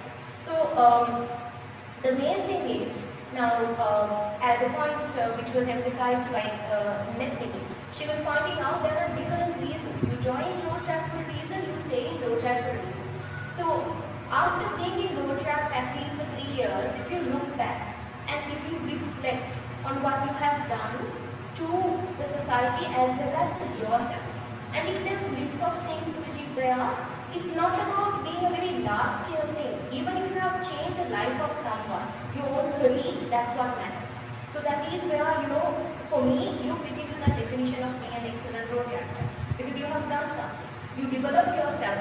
You would have been an introvert and now you have changed yourself. You're good at your networking. And now that you are doing the service. That is number one for me. And the other thing is inspiration.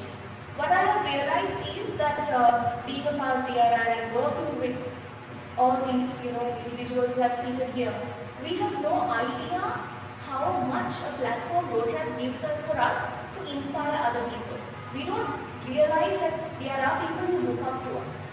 And one point, even in a slightest, like a very small capacity, if you were able to inspire someone to not to give up and to do a particular service, I think once again you fall into the category of being an excellent Rotaractor. And the other thing is, if you have introduced new thing, the innovation, basically, it's even if it's a very small project idea, but if you feel like, projects like, if you look at all the outstanding projects we have right now, it all started off in a very small scale, and now they have like developed into bigger project ideas. So it's all about you taking that initial step and taking that risk. And if you are willing to take that risk, I think you're an excellent Rotaractor.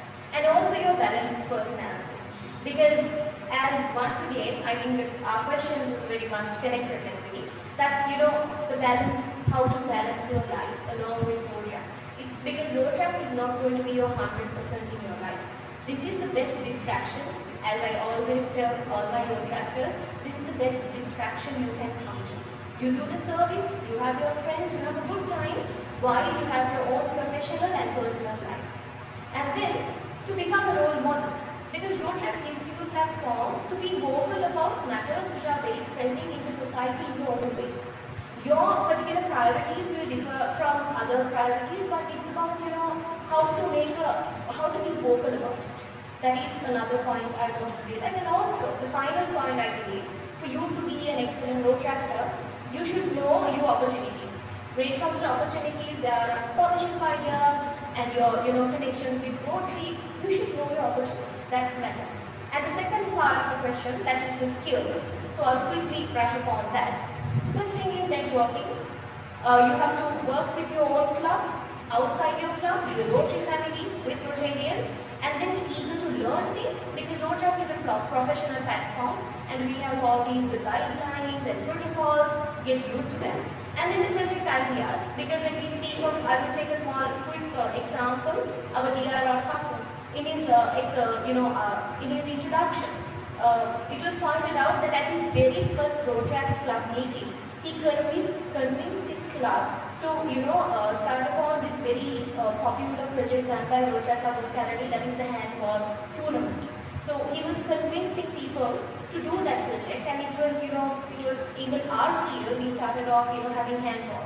So that is where you can be very passionate, and if you have the passion, you can put it into action along with your project idea. So that is another skill which you can have as a new Rotaractor. But once again, keeping that focus on the balance of professional, personal, and your Rotaractor. Thank you.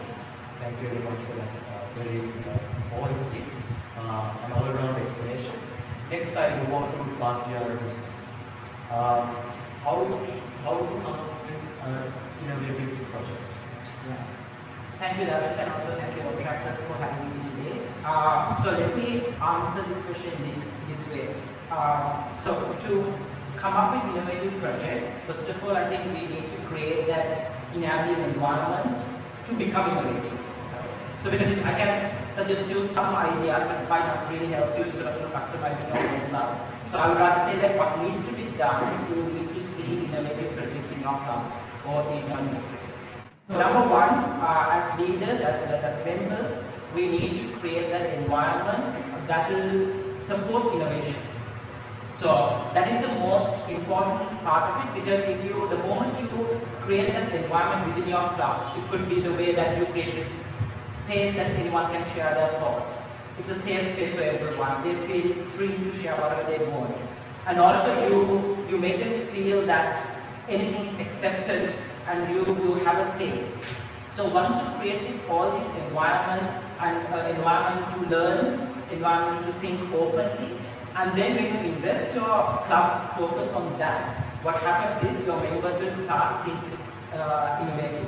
So number one tip I would like to give you is to, instead of thinking that how to come up with innovative projects, because it will not come overnight, but see like how you can create that culture in your club or in your district to make people to think innovatively. So then what happens is once you create that environment, they will feel more open about certain things, and then it will be a sort of product of innovation. Number two, I think most of people think when you say innovative, you should have a component which is this is innovation, right? But that is not the case always. Innovation is a process. So this is one of the very important part that we need to understand. It's not that you will do a project and you will say, okay, this part is my innovative aspect of this project. Yes, maybe it could be, but then you have to understand innovation is a process. It can start from your program development level to the implementation. It can be part of, it doesn't have to be always part of your implementation. It could be part of your partnerships. It could be even part of, you will do all the projects as normal, you will identify the issue and then you will complete the project. But at the point of monitoring and evaluation, you can be innovative as well. So my second point, innovation is not just limited to a certain point or task of a project, but then it's more about the process. So that's why again I'm going back to my first point, the moment you have to create that environment for the innovation. So your members are not pushed to think, okay, I have to write a proposal, now this is the innovation part, what can I do? It'll never happen in that way. Number three, it's also about us being informed Rotaractors. One of the key elements how we can be innovative, it's about how much we understand the need and the product that we want to deliver, and also how much we can think through that whole design thinking process in terms of what people need and how best we can build that. And then when it coupled with your passion and the vision, then you will come up with innovative ideas. So these are the three key points that I would like to share. how you can create that enabling environment and then encourage your members to become innovative in your project. But also I want to tell you, as I said before, it's from the beginning to end, innovation has to be there. And then it's okay sometimes if your project doesn't have such component. Now sometimes what happens is everyone says that there should be a component for sustainability, there should be a component for innovation. Yes, when it comes to big projects, we have to incorporate it.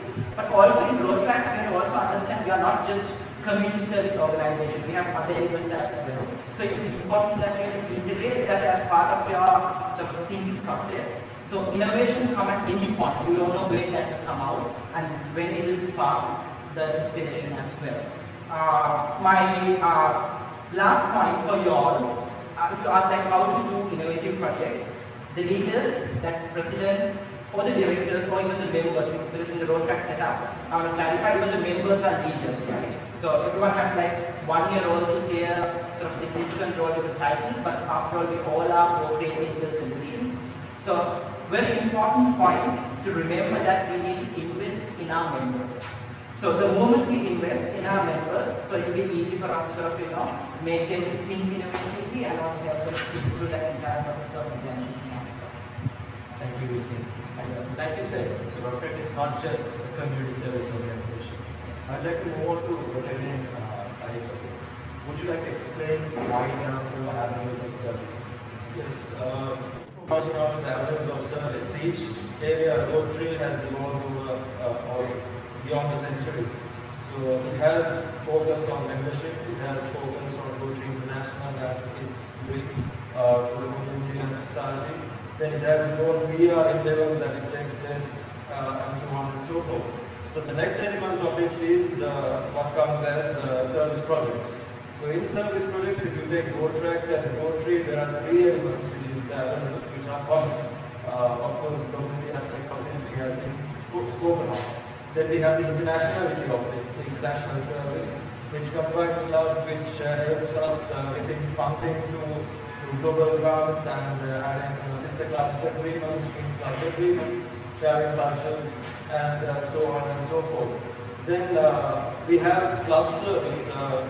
Past year, everyone in the past year has emphasized is the importance of your membership within the club. How they get fostered, how they are being triggered, and also the networking aspects for each and every one of them.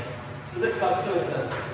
The difference between Rotary and Rotaract when it comes to one avenue of service is in Rotary, we especially focus on vocational service, empowering people in terms of their vocation, in terms of their entrepreneurship, and so in that aspect. But on a same level, Rotaract addresses this as professional development. I believe it is the graduating step in terms of moving towards a better vocational aspect of it, so they call it as the professional development. One additional avenue of service that Rotary focuses on is, of course, the youth, unless otherwise you will be seen here. So that's the final avenue of service. So those are the avenues of service. Thank you, Rotary. And next, I'd like to move on to RGR Ranjan. And like Rotary as I mentioned, we have internationality involved. This is a global movement. So, what is international service, and maybe you can also give examples with special projects as well. Thank you, Darshan. So, before we talk about what is international service, we have to understand there is a difference between international service and international understanding. So, this has been always confused because mainly most of the Rotaractors they have the influence from Rotaract. So, when they join Rotaract, they have something where we talking about international understanding.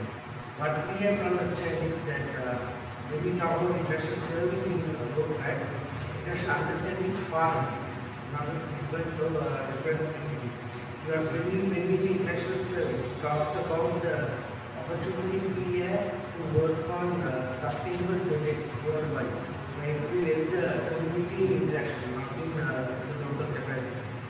And this is where the community service element is included in this. Because this is where, as correctly said by Dr. says that Rotary clubs, Rotaract clubs can connect internationally, and do projects which will concern their communities. One example would be there are Rotaract clubs from the US. They do projects partly with the Rotaract clubs in the US to focusing on the only focus areas. For example, for child care, they might have created, which is funded by mostly the Rotaract club in the US, but managed by the Rotaract club of the US. This is just an example. And same way, you can think if we are going to partner with other clubs, if we are going to, because when you see international, it also means that it has to be international districts. We are talking about the population we go generally. So even in India, we have about 30 districts that they combine together as a international service. So it's always important to understand how we can do the international service, how we are going to create the network. It's not about limiting ourselves within our district. It is going beyond our district and talking to other districts. Probably they might have solutions for problem we have here, or we might have a solution for problem they might have there. So this is about exchanging that information and serving the community in the worldwide. Thank you, Abhijit, for that explanation about international service. And since we spoke about international service, I would like to move to Contractor Class President Abdul Basir. What are effective ways of connecting with your twin clubs? Thanks. So, twin club again is certain members understand it with different perspectives. What's important to understand is why essentially you need partner with one club. And a lot of people they understand it in different ways. But in essence, it's also stemming from what you just said. It's about expanding your scope and being able to partner with other organizations. And the blessing of Rotaract is that it's already established in 200 plus countries. As what Governor also mentioned, with six different regions, it's important that you understand which particular region are you located in and what kind of opportunity do you have in that particular region itself. So in an effective twin club agreement, what's important to understand is to find the common interests, because it is only when you understand what are your interests with another particular club, only then can you design effective programs, only then can you design effective collaboration with the clubs. And it's not just limited to one particular club itself. You can have multiple twin club agreements and different focus areas as well. But it's important how you develop from a particular twin club agreement and go beyond the normal or even the obvious ones that you do in terms of program development. Some clubs are quite confident in the way how they approach twin clubs. They make use of the international presence, like what Arjun said. They use the international presence to have a global fundraiser, which is quite important because some clubs have the capability to support other organizations, other clubs as well, with the more financial strength. And it's important that you identify your common interests and make use of that. Thank you, Abdul, for that explanation from a few tips how they go to activate the twin clubs. So next I'd like to move back to Pastia Hussein. What is Rotaract's work with sustainability? You are very famous for your work with sustainability. So would you like to take on that? Thank you, Darshan. So basically, first of all, I would like to clarify sustainability and even sustainable projects. It sounds very fancy and it's a buzzword. But I think what is important also for us to understand is a defining factor of a success of a project as well. So number one, since I have like a couple of minutes given to explain this, what I will do is I will give you some again tips for you to do your own homework, but I will sort of drive you through some of the thought process. So number one, we should understand what is sustainable, what is sustainability, and related terms. Because sometimes what I have realized is people have different perceptions, ideas, and then they think, okay, it's something to do with maybe sustainable, but this is not always about the environment. It could be something about something else. Sustainability, the same. So first point for you, Rotaractors, these are very important factors for the success of your project and also create lasting impact. but then we should, as Rotaract, we should be informed about it and we should know what it is. So number one, learn what sustainability is and how it's being practiced. You can see lovely, great examples from Sri Lanka itself, as we have got a number of awards from the Rotary International as well as in the South Asian region for our excellent projects. So learn about it and also create a culture in your club to talk about these certain terms that we always limit for reporting or our PR. So the moment you start discussing about it, so your members will also come to understand about these terms and they'll be integrated to their projects as well. Number two is also about sustainability and sustainable projects. It's also about knowing what you want to deliver. So again, as I said before, with the innovation, it's not just a buzzing word and you have to incorporate sustainability and sustainable projects. Because of that, you have to incorporate some idea. But it's also about, again, going through the design thinking process, things like what your beneficiary needs, and then come back how you can deliver it so that you will have a more informed decisions in terms of project design as well. The third point for you, I think it's something that we have successfully tested in Sri Lanka and it's been very much successful. Thanks to all the past PRs who have also taken up afterwards. I think one of the things is like how you can integrate sustainable development goals in your projects. Because sometimes we have like all these thematic focuses. Even when we say SDGs, people think there are 70 SDGs and those are thematic focuses, but it's much beyond that. Why it becomes a factor for sustainability as well as sustainable development is because it has targets. So again, I'm giving you some homework. So just Google SDGs or Sustainable Development Goals and its targets. So apart from those 17 goals, there are 160 plus targets that globally that we are supposed to achieve by 2030. And when you read each one of that, you will understand that we are working towards some target. And it's not something new for Rotaract, even though in Sri Lanka we have been implementing that 5 years, being the first district in the world among Rotaractors. But now when the Rotary International is like encouraging both Rotarians and Rotaractors to integrate SDGs in your programs. So my final tip is for you, go through those things because it has a specific target. It will also help you to drive you towards achieving certain sustainable projects in your community because it's very much informed, categorized sections that have been together as part of the SDGs. So those are some thoughts how you can integrate sustainability and then sort of drive towards it. Thank you, Lucy. My next question is to Nandini. So, what makes Rotaract stand out of other youth voluntary movements? Okay, so I've had the honor and chance to work with many youth organizations and Rotaract is one of them. I think we have to, in my opinion, we have two standout points. I'll explain later, but it's the purpose of why Rotaract is functioning in Sri Lanka and globally and the diversity. Our purpose in the sense, okay, some organizations they only have one focus of achieving a goal. And so we are not like that. We have so many different things that are going in favor of us. And we are not a political organization. Right? We are not promoting any political agenda as opposed to many youth organizations that are functioning in Sri Lanka. There are non-partisan ones, obviously, but in general. And the service is not just community service that we are giving out, but also gaining something from it.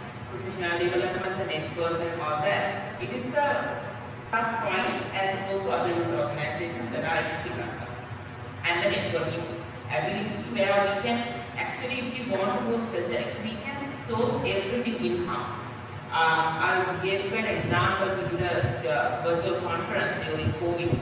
Everything that we wanted, all the resource persons that we wanted to reach out to, someone knew someone. All they were right? And if we wanted to run the platform, I don't know how you call it, the technical terms, but run this whole thing smoothly to get everything sorted. And things like that, you don't have to go out to professionals and seek for help because we can voluntarily source it in. And I think that is a very plus point as opposed to other organizations. And I think the most important thing for me personally would be the diversity. The fact that your gender doesn't matter. Your language, speak, even though this conversation is conducted in English, we are open to singular and Tamil and and the ethnicity and the religion. And the fact that we have so many skills and knowledge and backgrounds, right? We have from the doctors, the engineers, the accountants, the lawyers, so we have very specific skills like designers and architects, everyone coming in.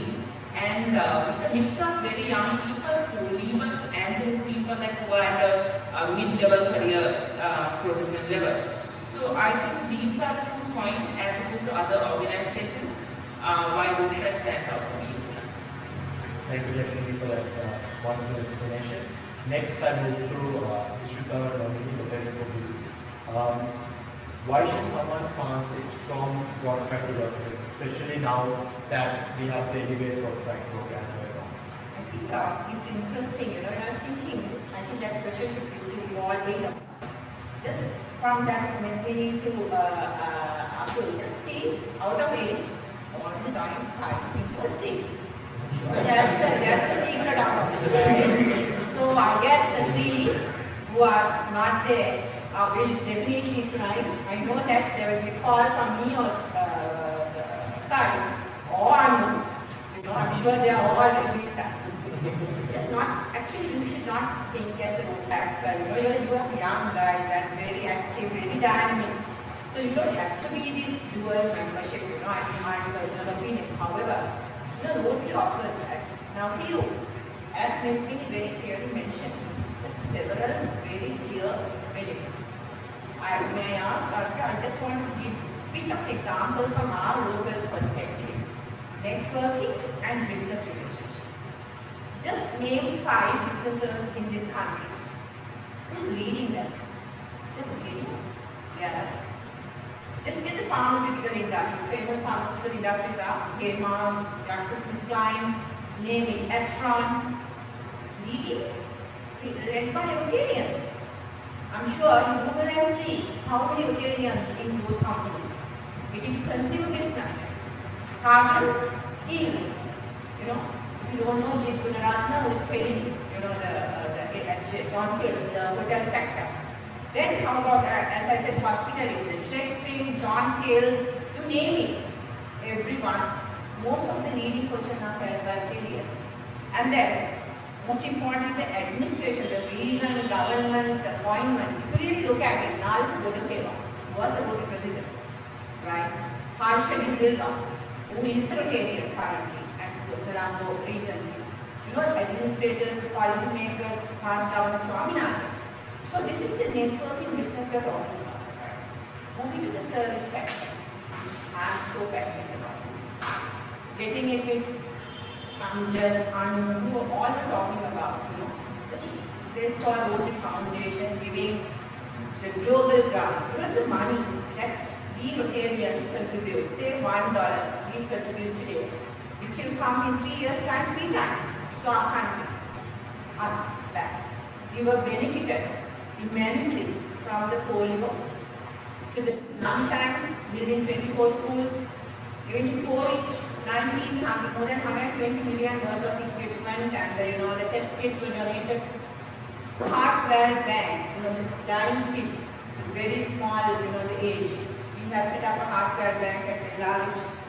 Cervical cancer, we are all fighting now. We are working together with the Partnership and Ministry of Health to move or eliminate cervical cancer from Sri Lanka, and we will be the first country. We are very happy. We will be the first country in the world to be elimination of cervical cancer. So all of us are partners in that. Moving to the internationality, as Anu and I guess everyone mentioned, we have these youth exchanges, the friendship exchanges. What will happen? We just go to another country. Recently, it was Oregon. 12 member, it's not even a Rotarian, even you can be non-Rotarian or a spouse. You just go to say Oregon, and there are 12 days tour, and you will be hosted at Rotarian houses. Think of it. And they call the vocational team training session. If you are an IT industry expert, group of you guys, 7 or 8 guys, go back to India, that we can't have that. So this is where the benefits of growth. So I'm marketing, not actually it's a marketing talk, but I'm sure you as a youth arm of our country, think of it. It's nothing to do with just doing, and importantly, as Anna mentioned, this is just professional now. There's scholarships. There's ambassadorial peace fellowship scholarship for 2-year masters in world best high universities, US, Japan, London, Australia, and you can be one of them, the Rotaractors. And there's Georgia scholarships. There's again fully paid 1-year degree program in US. Is all because you are in this huge organization called Rotaract. So, I know this whole thing is about elevating Rotaractors to Rotarians, it's there. However, you can be either you can work as a Rotaractor and get a gold membership, which I guess is most of people are doing currently. And otherwise, you can be completely join us. Your age is not a matter. Whether you are 90 years old or whether you are 80 years old, I'm sure you are not. But 80-year-old also can be Rotaractor now, right? So, but I don't think it's really the purpose of this whole elevation, elevation equation. So, what my request to all of you, don't think, but it's tomorrow. We are waiting for you. Join us in this moment. Rotaract, interact. I know that you are the past age, Rotaract, and Rotaract. Thank you very much. Thank you, Dr. Neil, for that wonderful explanation. I think most of you all would be looking forward to your journeys in Rotaract and also in the Rotary. So, I think it's also a good place to relate this question to Arjun. What is the Rotary Foundation chair for Rotaract Club? And is it a new question? And what is the role? Since we were talking about elevated Rotaract, in elevated Rotaract there are certain changes. Some may say it's pluses, some may say it's minuses. The Rotary Foundation committee has been suggested in the independent bylaws for Rotaract. So to make this committee, they are recommended to appoint a chair. So normally if you look at the foundation committee, they have a specific goal that is to make sure they give the training opportunities and they develop fundraising strategies and also to share information with the club members and then the foundation and here what Rotary has developed what they are specifically doing is to make sure that this foundation share should be created from this first of July 2020. Because by 2022, Rotary Foundation has decided that they will allow Rotary clubs to apply for grants.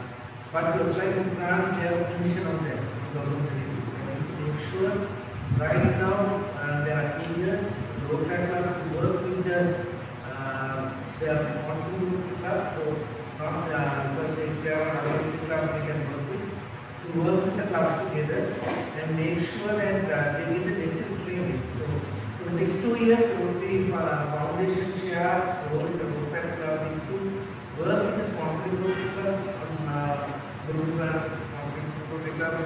My dear client, to see how it works, because if you have Rotarians in this panel, they really say it's not an easy task.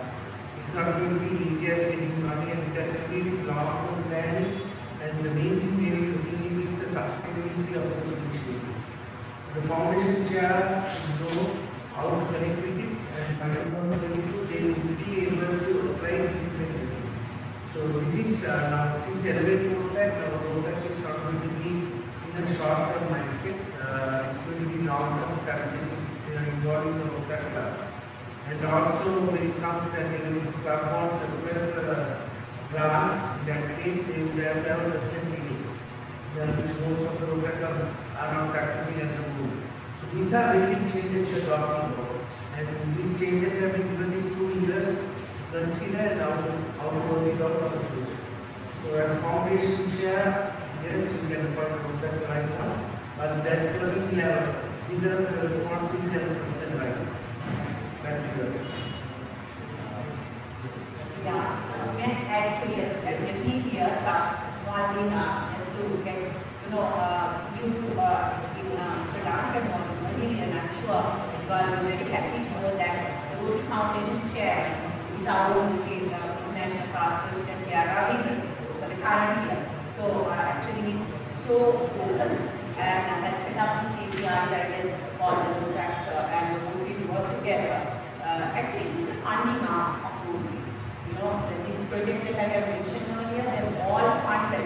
across 200 countries through Rotary Foundation, which is a real strength. We have managed separately. This is definitely not part of participatory, managed very well. And also you know that Challenge Navigator has been within the top 5 worldwide, the charities being, they have recognized us as the top 5, and also the one and only service organization in this in that aspect. Thank you. Thank you very much, Vivians, for that explanation. I will move to Dr. Abdul. It's an interesting question because especially for those who are new to the movement or who are looking interested in joining the movement, you hear a lot of titles like organizer, Rotarian, organizer. So how do you use this title? You're spot on.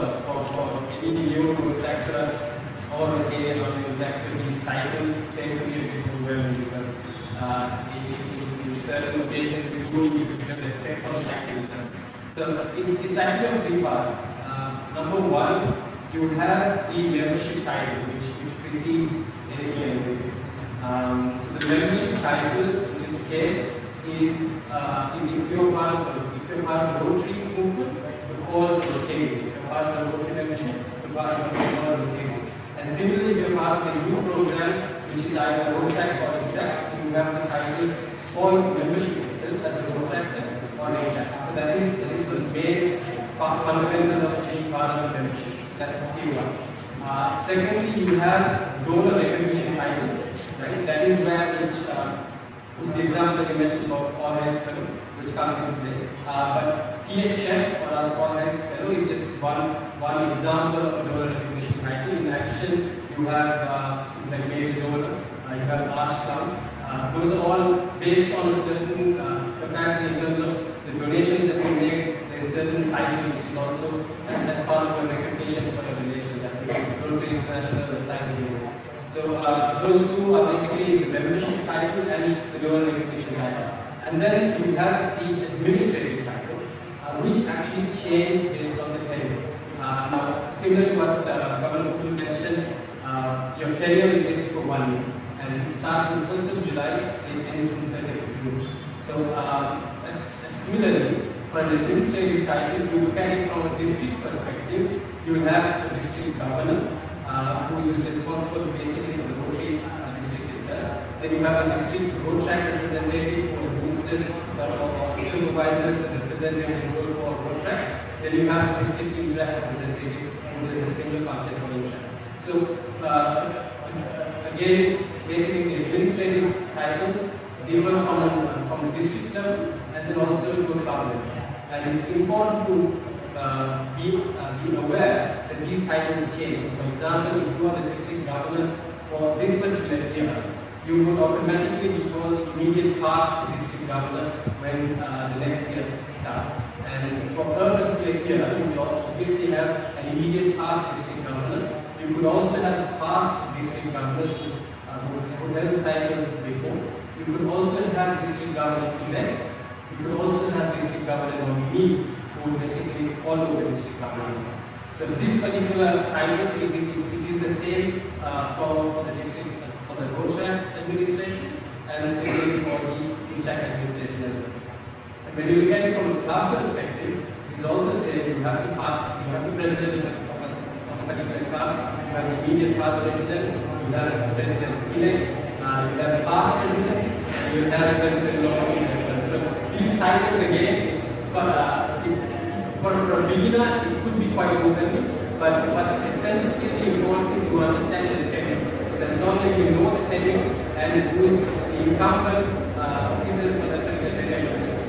So you have the membership title, which will always precede anything. Then you have the donor recognition titles, and then you will have the administrative titles. Thank you, Abdul, for that explanation. Yes, very comprehensive explanation of how these titles come into play. Next, I'd like to move back to Amjad. Would you like to talk about the membership dues, which is to come into place, and how do you think it might impact the district as well? So this has been going on for quite Rotaract was like you see. Now, the membership due initially I wanted to charge $4 for the Rotaract. There are several surveys conducted, and out of the surveys, they have decided from 2022 to stop July. That is when will be taking office. From that year onwards, they are going to charge Rotaractors based on their club base. If you are familiar with Rotaract club, each Rotaractor will have to pay $8. Whereas if you are institute-based Rotaractors, you will have to pay $5.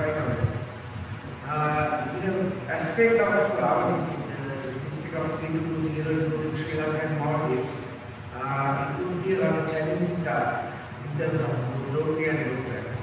And it's really unfortunate that we were not able to take part in this survey properly. I think out of the 7,000 responses, we had 1,000 responses came from the South Asian region. Whereas 30-40% of the Rotary membership worldwide is from the South Asian region. And if we had voiced out more, we would have seen a change in this amount, $5 and $8. The challenge I can say is, if you take up institute-based class, and if you say it's $5, some may say it's just the cost is money for the but if you look at it in a product aspect, it's $5 into the current institute is $6. But if we see it's 250,000 rupees per Rotaract, then it's institute-based class. And many of us always start institute-based class, and we know it's difficult in terms of student because unlike in other countries or other regions of the world, the student here doesn't have an opportunity of earning by traveling. They can cover all these expenses. So asking them to cover 1,000 fee would be a challenging task. Then if you look at our district's membership composition, we have about 60-70% of Rotaractors coming from institute-based clubs. Whereas we have around 40% coming from community-based clubs. And even if you look at some community-based clubs, their membership necessarily they are not insufficient. They would be students of other institutes who don't have a Rotaract community. Taking all of this into consideration, if you see the membership might grow on our way, because we are currently 92% accurate with the RI data. We have about 5,700 Rotaractors and we still with the RI. It is 92% accurate. First time in our district that we have reached that period. And if you look at this, the Rotaract membership might drop, might decrease, because this registration in RI based on that they will send you a new issue the first of July 2022 saying, okay, this Rotaract club has to be this much of amount. But in practical sense, we won't be able to do that. So we have two options at this point. First thing is we are trying to see whether we can negotiate this at some point in the Rotary International. And if we are possible to do that, yes, there might be changes. But we have to face the truth also. Probably we won't be able to. It will remain an Indian fight. That's what I will do. This is where the long-term thinking of these presidents and even these leadership should come in right now. They should see whether we can create a membership fund in these Rotaract clubs. Starting from this year, and it's 2020, we have 2 years to think as to how we have to face this problem. If not, the Rotaract membership will increase, and also use the membership dues. And if there is no difference between the Rotary membership and the Rotaract membership, there is not too much more difference. Sometimes, and now we don't have age limit, so age limit is decided by a specific club, their club bylaws. And Rotaract clubs don't need to have sponsored Rotaract club to start a Rotaract club. So it will give the opportunity for people who are in Rotary to come back and open a Rotaract club and pay them $8 fee. They are really below. So that's not the purpose of the whole Elevate Rotaract. The Elevate Rotaract's purpose was to make sure that Rotaractors remain within the movement until they are self-sufficient to enter into Rotary. So we have to think with this membership due structure as current Rotaractors, as current leaders of the tackle this problem, and in a district level we have to have a conversation on it probably, and to see whether we can change the structure, or if not, we can work with the structure in a way where we don't lose our membership. There's some membership is there in ideas, and we have been getting these sustainable projects for the past 4 to 5 years. We have been giving the impression about 4 times and the foundation region about once. So all these achievements came because of the membership base. So we have to think how we are going to sustain this membership.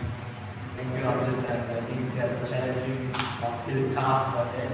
And I think you as a the district Rotaract chair, and of course, the nominee, and I think everyone here would also start to strategize. And I will, with that, move to Nepini. Interestingly, we can connect this. What are your tips on retention of members in, especially for community-based Rotaract clubs? You yourself said staying in Rotaract is different in Rotaract. So. Yeah, so I started as from an institute-based club, and as I graduated from university, I moved from the community-based club. So it's I was president of an institute-based club, and it was rather relatively easier to manage the membership because you see the members every day, and you just have to communicate with them. You can just drop into their classroom and just give a message out. As opposed to a community-based club where everyone is busy, everyone is working or is studying. And then to get them to one location itself is a challenge, leaving implementation of a project aside. So I think it's teaching sense, yeah, these are suggestions. I think we need to diversify our membership and our focus areas. We should, so that people, we can utilize the expertise that comes in a community-based club as opposed to an institute-based club that we are learning the same thing. So if we diversify the focus area and create a space for everyone to come together and work, then there's an incentive to stay and to make it fun. In the sense, yes, it's Rotaract, there's a fun element where we do service, we develop professionally and we network, and there's a bit of fun. And community-based clubs, if you really want to get the membership and to incentivize people to come back, keep coming back, I think there has to be an element of fun and entertainment for people to know. Because this is a way out, as David and said, it's a way out to relieve stress. And I think that's one thing. And I think the last point, and I think most important, would be everyone should feel that they are heard and they have an opportunity to voice their concerns and that they are respected for their opinions. We have seen in institute-based club, there's a hierarchical sort of structure, right? President comes in the third or the fourth year, and members are most members in the second year. So it's automatically you listen to the ideas that inside of the river. As a person community-based club, it's not the case all the time. You are at the same age, or you are a president, and your members are much older than you, things like that. So for that, you need to create a space of trust, respect, and so that people feel that they are appreciated for the work that they do. And I think if I know it's easy said than done, but if you really try, if you are serious about education, I think it's something that we can really strive for. Thank you, I think effective tips for all the presidents, especially who are senior. Next time we want to pass the on that. One of the most key issues faced by most Rotaractors and Rotaract is about fundraising. So tell us a few effective methods and ideas to actually do fundraising. Okay, Darshika. So now that most of the speakers were talking about engage Rotaract, and then the club with RIUs will be coming into the picture, and there's a lot of information in there for the viewers right now. So speaking of fundraisers, I think mainly we have project-based fundraisers as well as admin-related fundraisers. Given that the RIUs, as DRC Amjad pointed out, either will be able to negotiate with RIU, like Rotary International or not. So there is like this whole long-term thinking the clubs should have. But keeping that aside, as I'm coming from an institute-based, and I started my journey from an institute-based club, and funding is definitely something which all of us were struggling with. But the same thing is that when we talk about like coming up with different like innovative ideas, when we look at our district, and if we ask you to name few fundraisers, there will be key projects which comes in your mind, right? It could be run for Lives, or Colombo, and even when it comes to Interflash. So there are like key, fundraising projects. Most of them are like, service, there's a service element into it.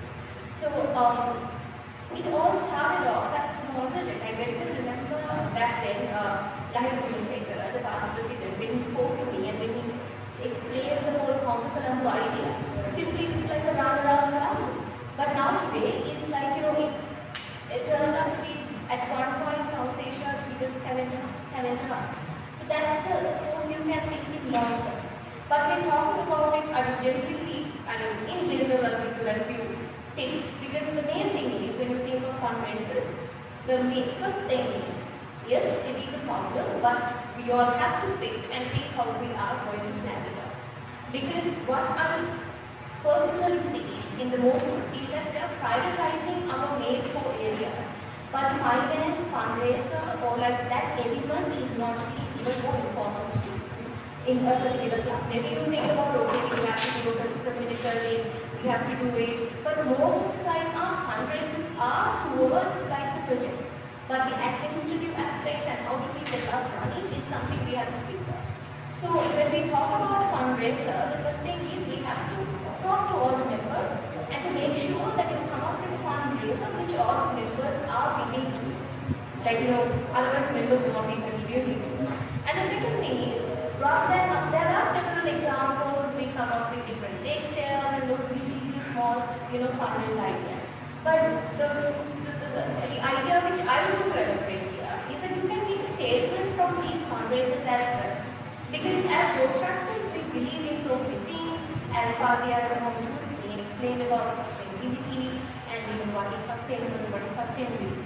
So we speak about so many sustainable consumption, there's attitude change and so many things, right? So it would be, there's so many things you can come up with, like start up fundraisers aligned with those concepts. So it's like you make a statement as well as you raise money. Because there are so many things, it could be like food brushes, food glass, water bottles. There's initiatives you can come up with.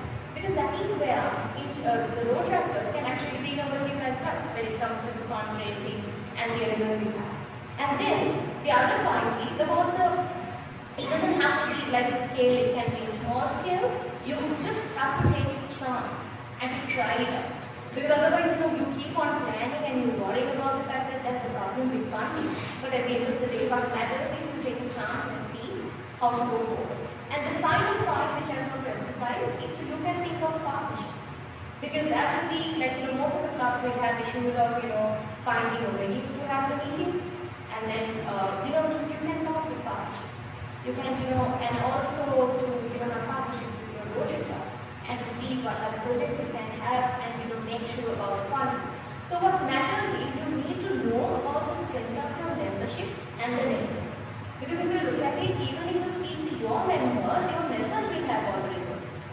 So what matters is that the strength of partnerships has to be kept in mind. Because what I would see that the ideal fundraiser would be different from how the Rotaractors would look at it. So these are little tips, but you can keep in your mind when you come up with fundraisers and just try to give more importance to that avenue as well when you come up with your plan. Thank you, and I think very good explanations and ideas for Rotaractors out there to keep in mind. I will move back to Abdul. Can you tell us how to adopt a club bio and what's the exact procedure?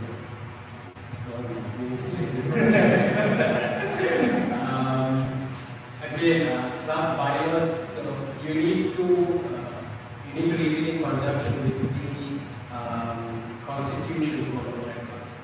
So Rotary International has 3 documents which basically governs a particular Rotary club, which is the recommended Rotary club bylaws. You have the standard Rotary club constitution, and you have the statement of policy. So it is important that the Rotary club mandatorily has the constitution adopted. You also need to have the Rotary club bylaws adopted as well. The club bylaws is basically, you can adopt the recommended bylaws, or you can also customize the club bylaws to basically the requirements that you want. And a lot of clubs have been very successful in blending the club bylaws so that it reflects the strength of their members also, and it kind of supports the vision of the club and the programs that they also want to have. And if you look at even the structure of the club bylaws, Rotary International has specified it based on in terms of what is the quorum for the Rotary.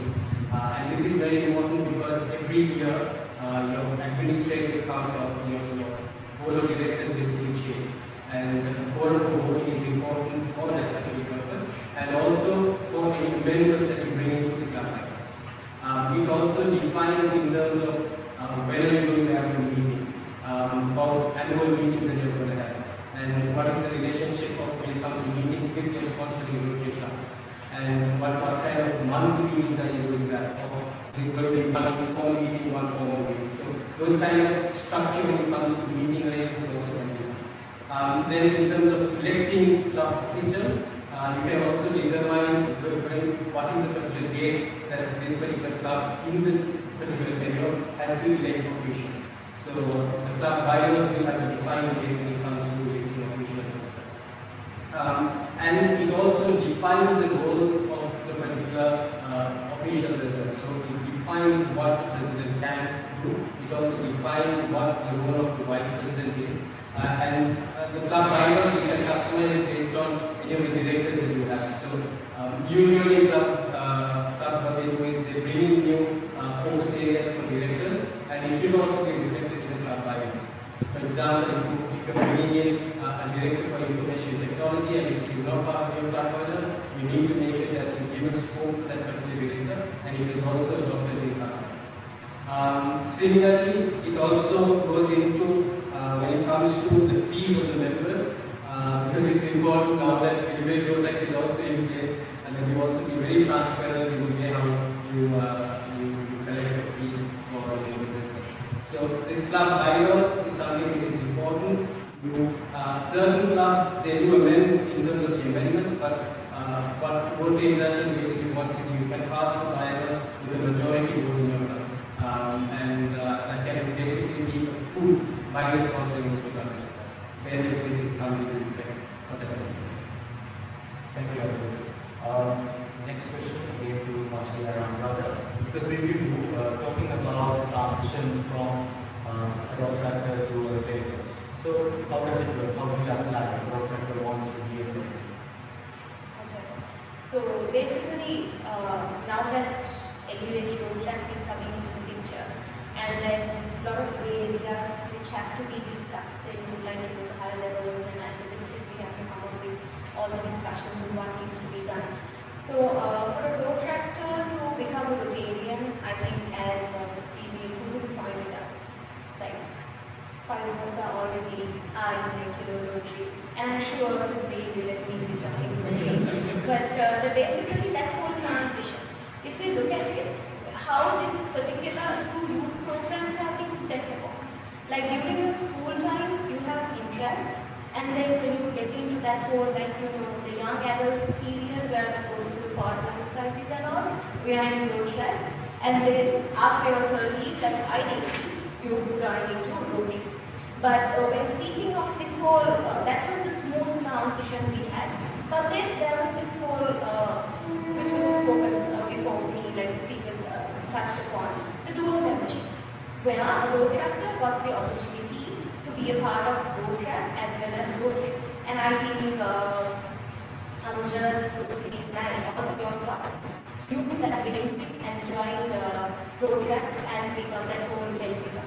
And so there are positions where you can join Rotary, like while you are serving road track, or after 30, it will be like, okay, now that I'm stable, maybe like, after my profession, now that I want to continue my service and to join Rotary and go ahead and do a journey. So those are the 2 ways we can, where a road tractor can continue the journey. From in-track to come to road track, from road track to go to Rotary.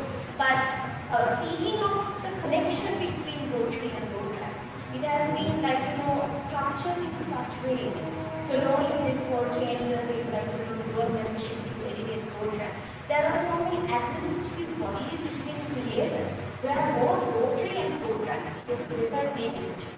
The best examples will be was, the initiative, the foundation was laid on 2017, but it was properly initiated during first year and Arjun's year. That's the joint committee. The Rotaract joint committee, which is also there in Rotaract as well. And DJ Kudu has been there, and from Rotary Club of Midtown, DJ Tariq and Rotary itself, as well as Rotary Students. Those people have been there and serving for about back-to-back 2 years in the joint committee. That is that document of what Rotaract as well as Rotary meet together and make decisions about the administrative plan.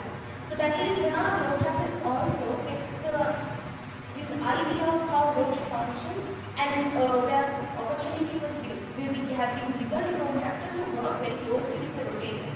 It is like it's a very connector. But sometimes it's very, when it comes to the Rotaract district as well as Rotary district, you just go there to invite Rotarians for an event or for sponsorships. But now it's so different. We are friends. Like even in Interact or Rotaract, you are more connected.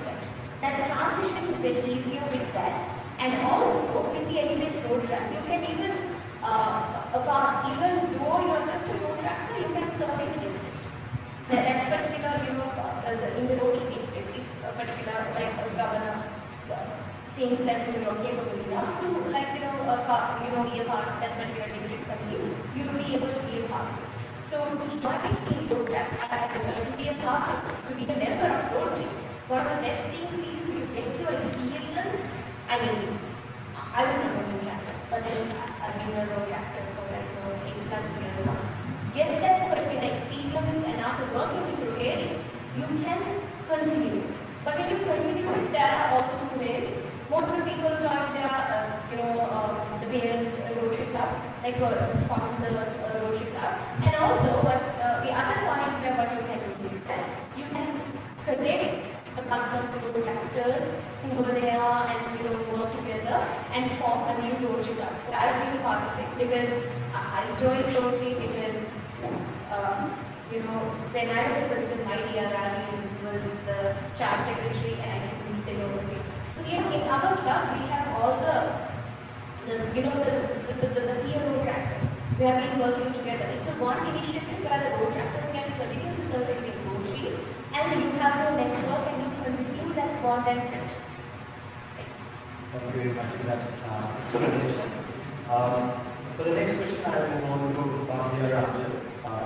Can you elaborate a bit more about Rotary grants and how it works? I think it's a very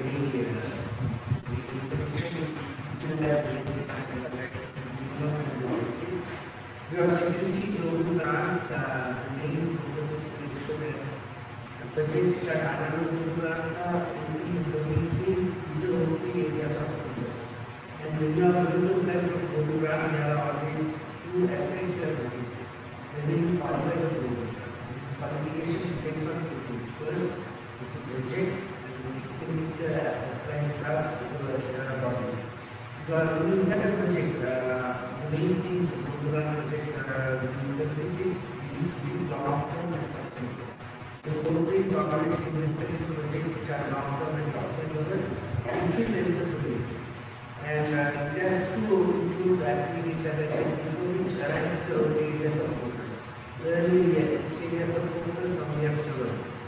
And then just a minimum budget of $30,000, out of which $50,000 should be given by World Foundation from the World Foundation.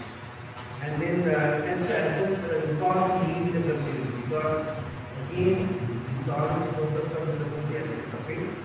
And then the community's capacity to address its own needs. So these are the things which should be built with one of the.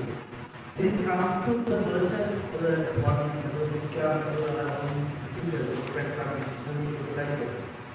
the qualification would be that your club has qualified for the grant according to the financial guidelines given by your international. So there is a different financial guideline when it comes to the international. And also according to the guidelines given in your own local district. The financial responsibility is the main thing. When you make a revenue track and how when you just look at our track, also the through a revenue track, it has been made mandatory right now that all the road platforms should have a qualified auditor in the audience. So earlier it had been signed up as consultant, but right now it's a qualified auditor doing the audit report of road platforms. That is the more important thing right now. So if you look at the aspect of the road tractor, road classes, road characteristics, road history, this qualified auditor is going to take I have to say that 3-4 years before we have been implementing this in our whether this road characteristic or this road background, we have been always implementing the qualified auditor. Road induction has made us with that. And then we have to measure the outcome of this. So induction long term, there are certain tools. We have seen whether this will be sustainable, how many families or how many communities to take into the local plan. So these are some of the aspects that we do. Lastly, the best of the local plan is not all roads are going to be eligible for local plan. But what we keep in mind is there are 3 types of projects which local foundation is used. First is the humanitarian projects, which are in the areas of focus. You have to see how it will be sustainable, how it will be measured outcomes, which will be the community. And this is the vocational training. So this is the universal skill of the community. So this can either be us bringing in ourselves our vocational needs to improve, or it can be us bringing in teaching another person vocational partner. So it's always two sides to that. And then the scholarship. So this is one area the foundation also is integrating the global grants. So when you see global grants, poor programs but it's not the case. There is a very procedure. Even if you take the guide along that, it is about pages to go through all these procedures, barriers, and this is not to discourage everyone from applying. Just to make sure that everyone is responsible for what they are applying for, the social responsibility to the community.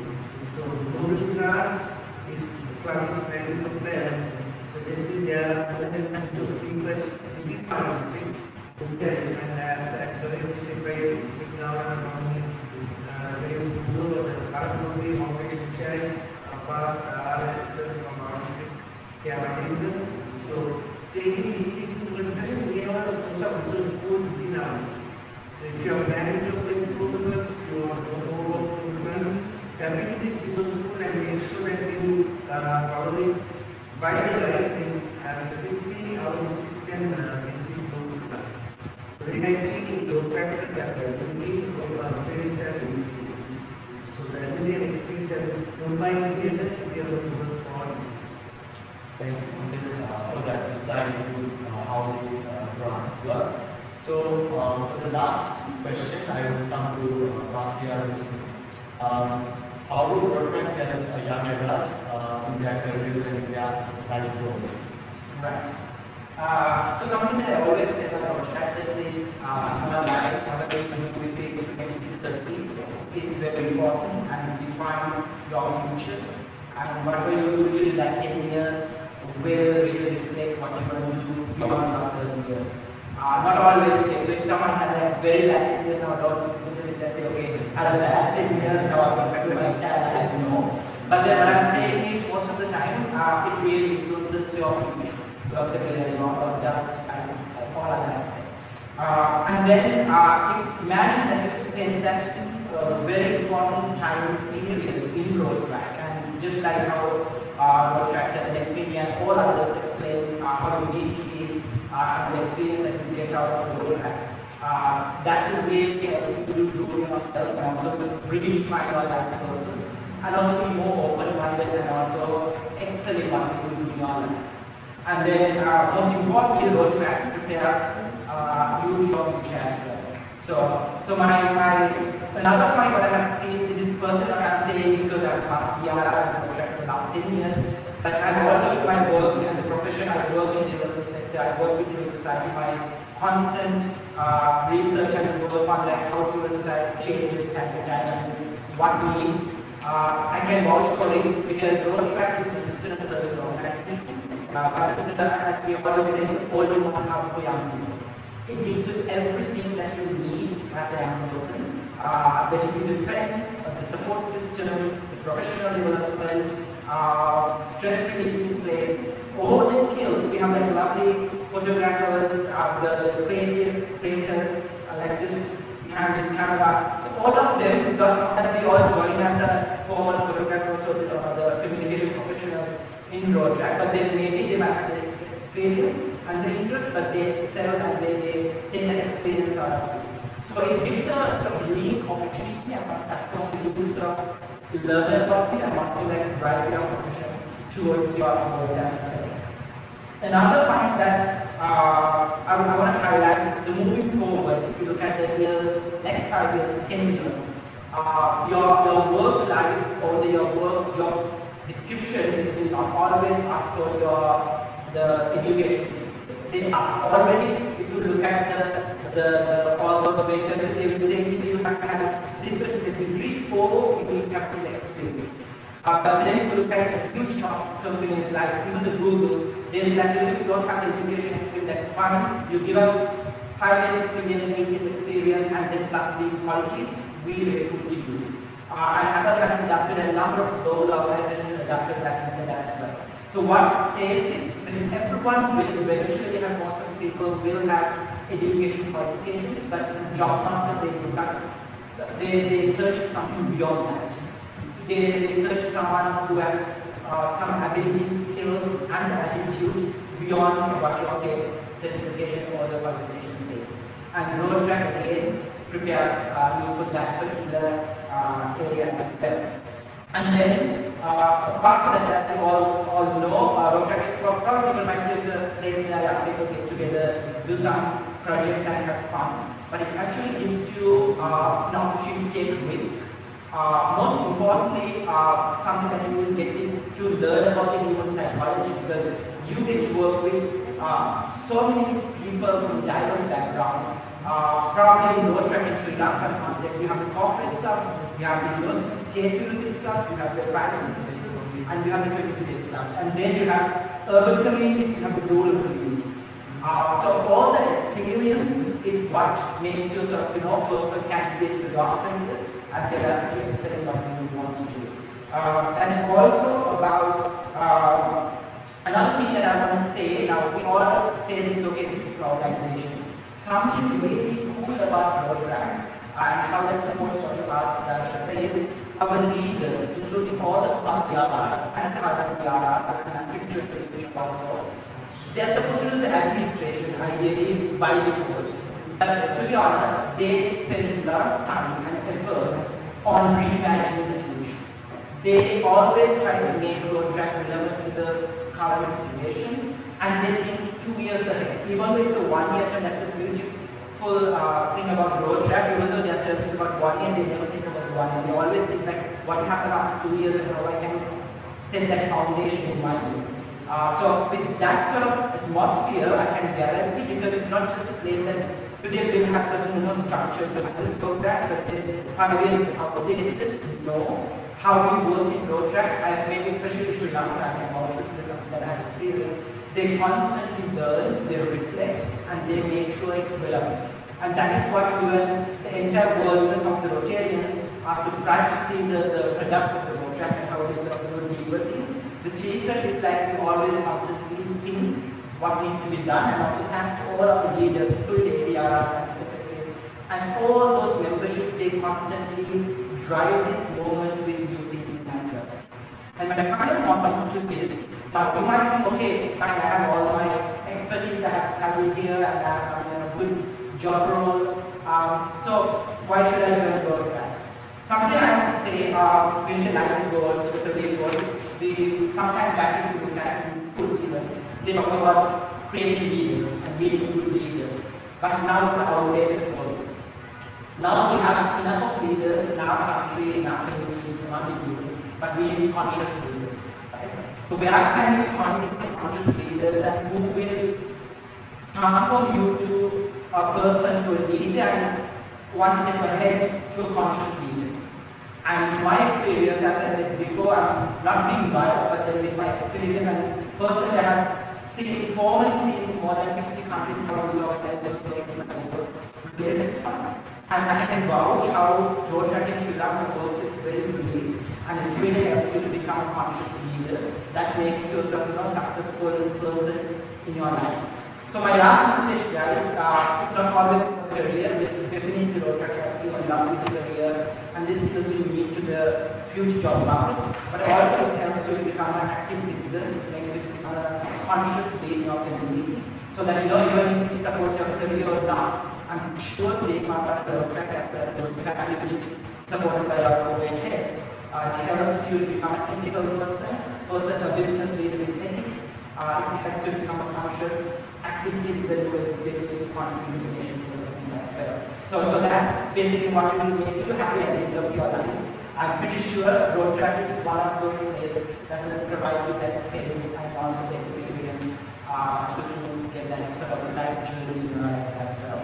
So thanks very much once again. I would like to welcome all of you. If you are a Rotaractor, just don't do the work and keep that Rotaract membership, but experience the Rotaract journey. But if you are not a Rotaractor, then sit down the Rotaract by your choice, because we ask you to join, so that you will be able to see a different side of the world and you'll be able to be by yourself as well.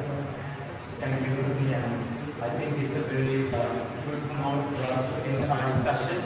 It's been a bit long, but I think very insightful, where it's not only for maybe new Rotaractors or those who are looking forward to join the movement, but also your existing Rotaractors. There was a lot of information, a lot of new points and new learnings, especially with the changes that are happening in the movement, and a lot of things to look forward to. So on behalf of the organizing Rotaract Clubs, Rotaract Club of Colombo and ACBT, I would like to thank all the panelists for joining in this discussion and also the audience for staying and engaging with us. So thank you very much once again, and we hope to see you all in Rotaract activity.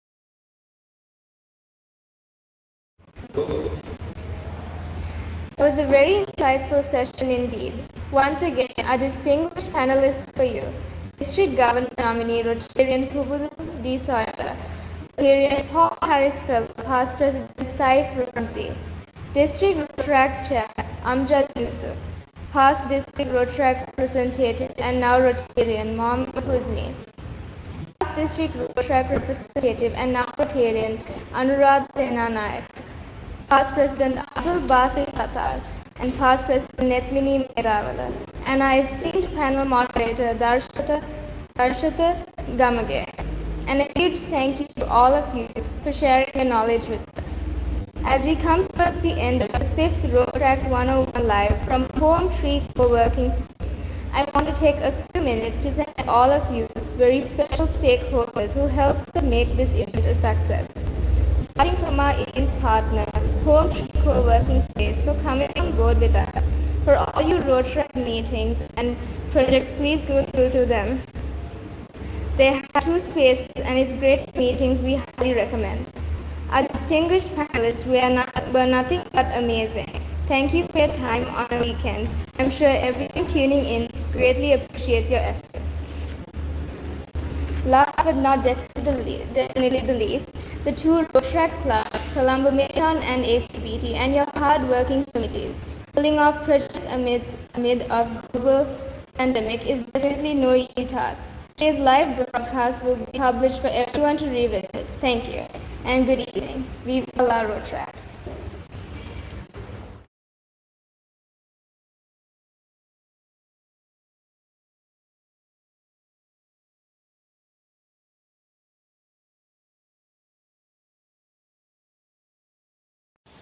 Hi, I'm Sema Luthra from Home Tree Co-working.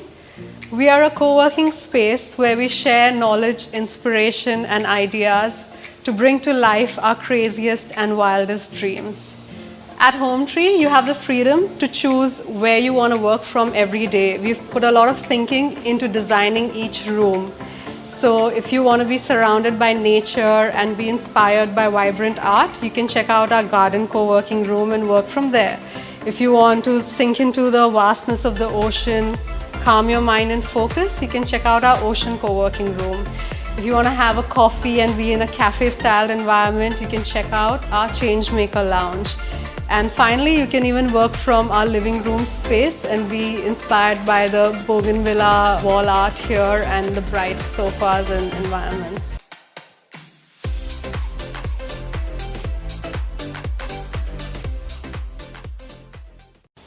Hi, I'm Sema.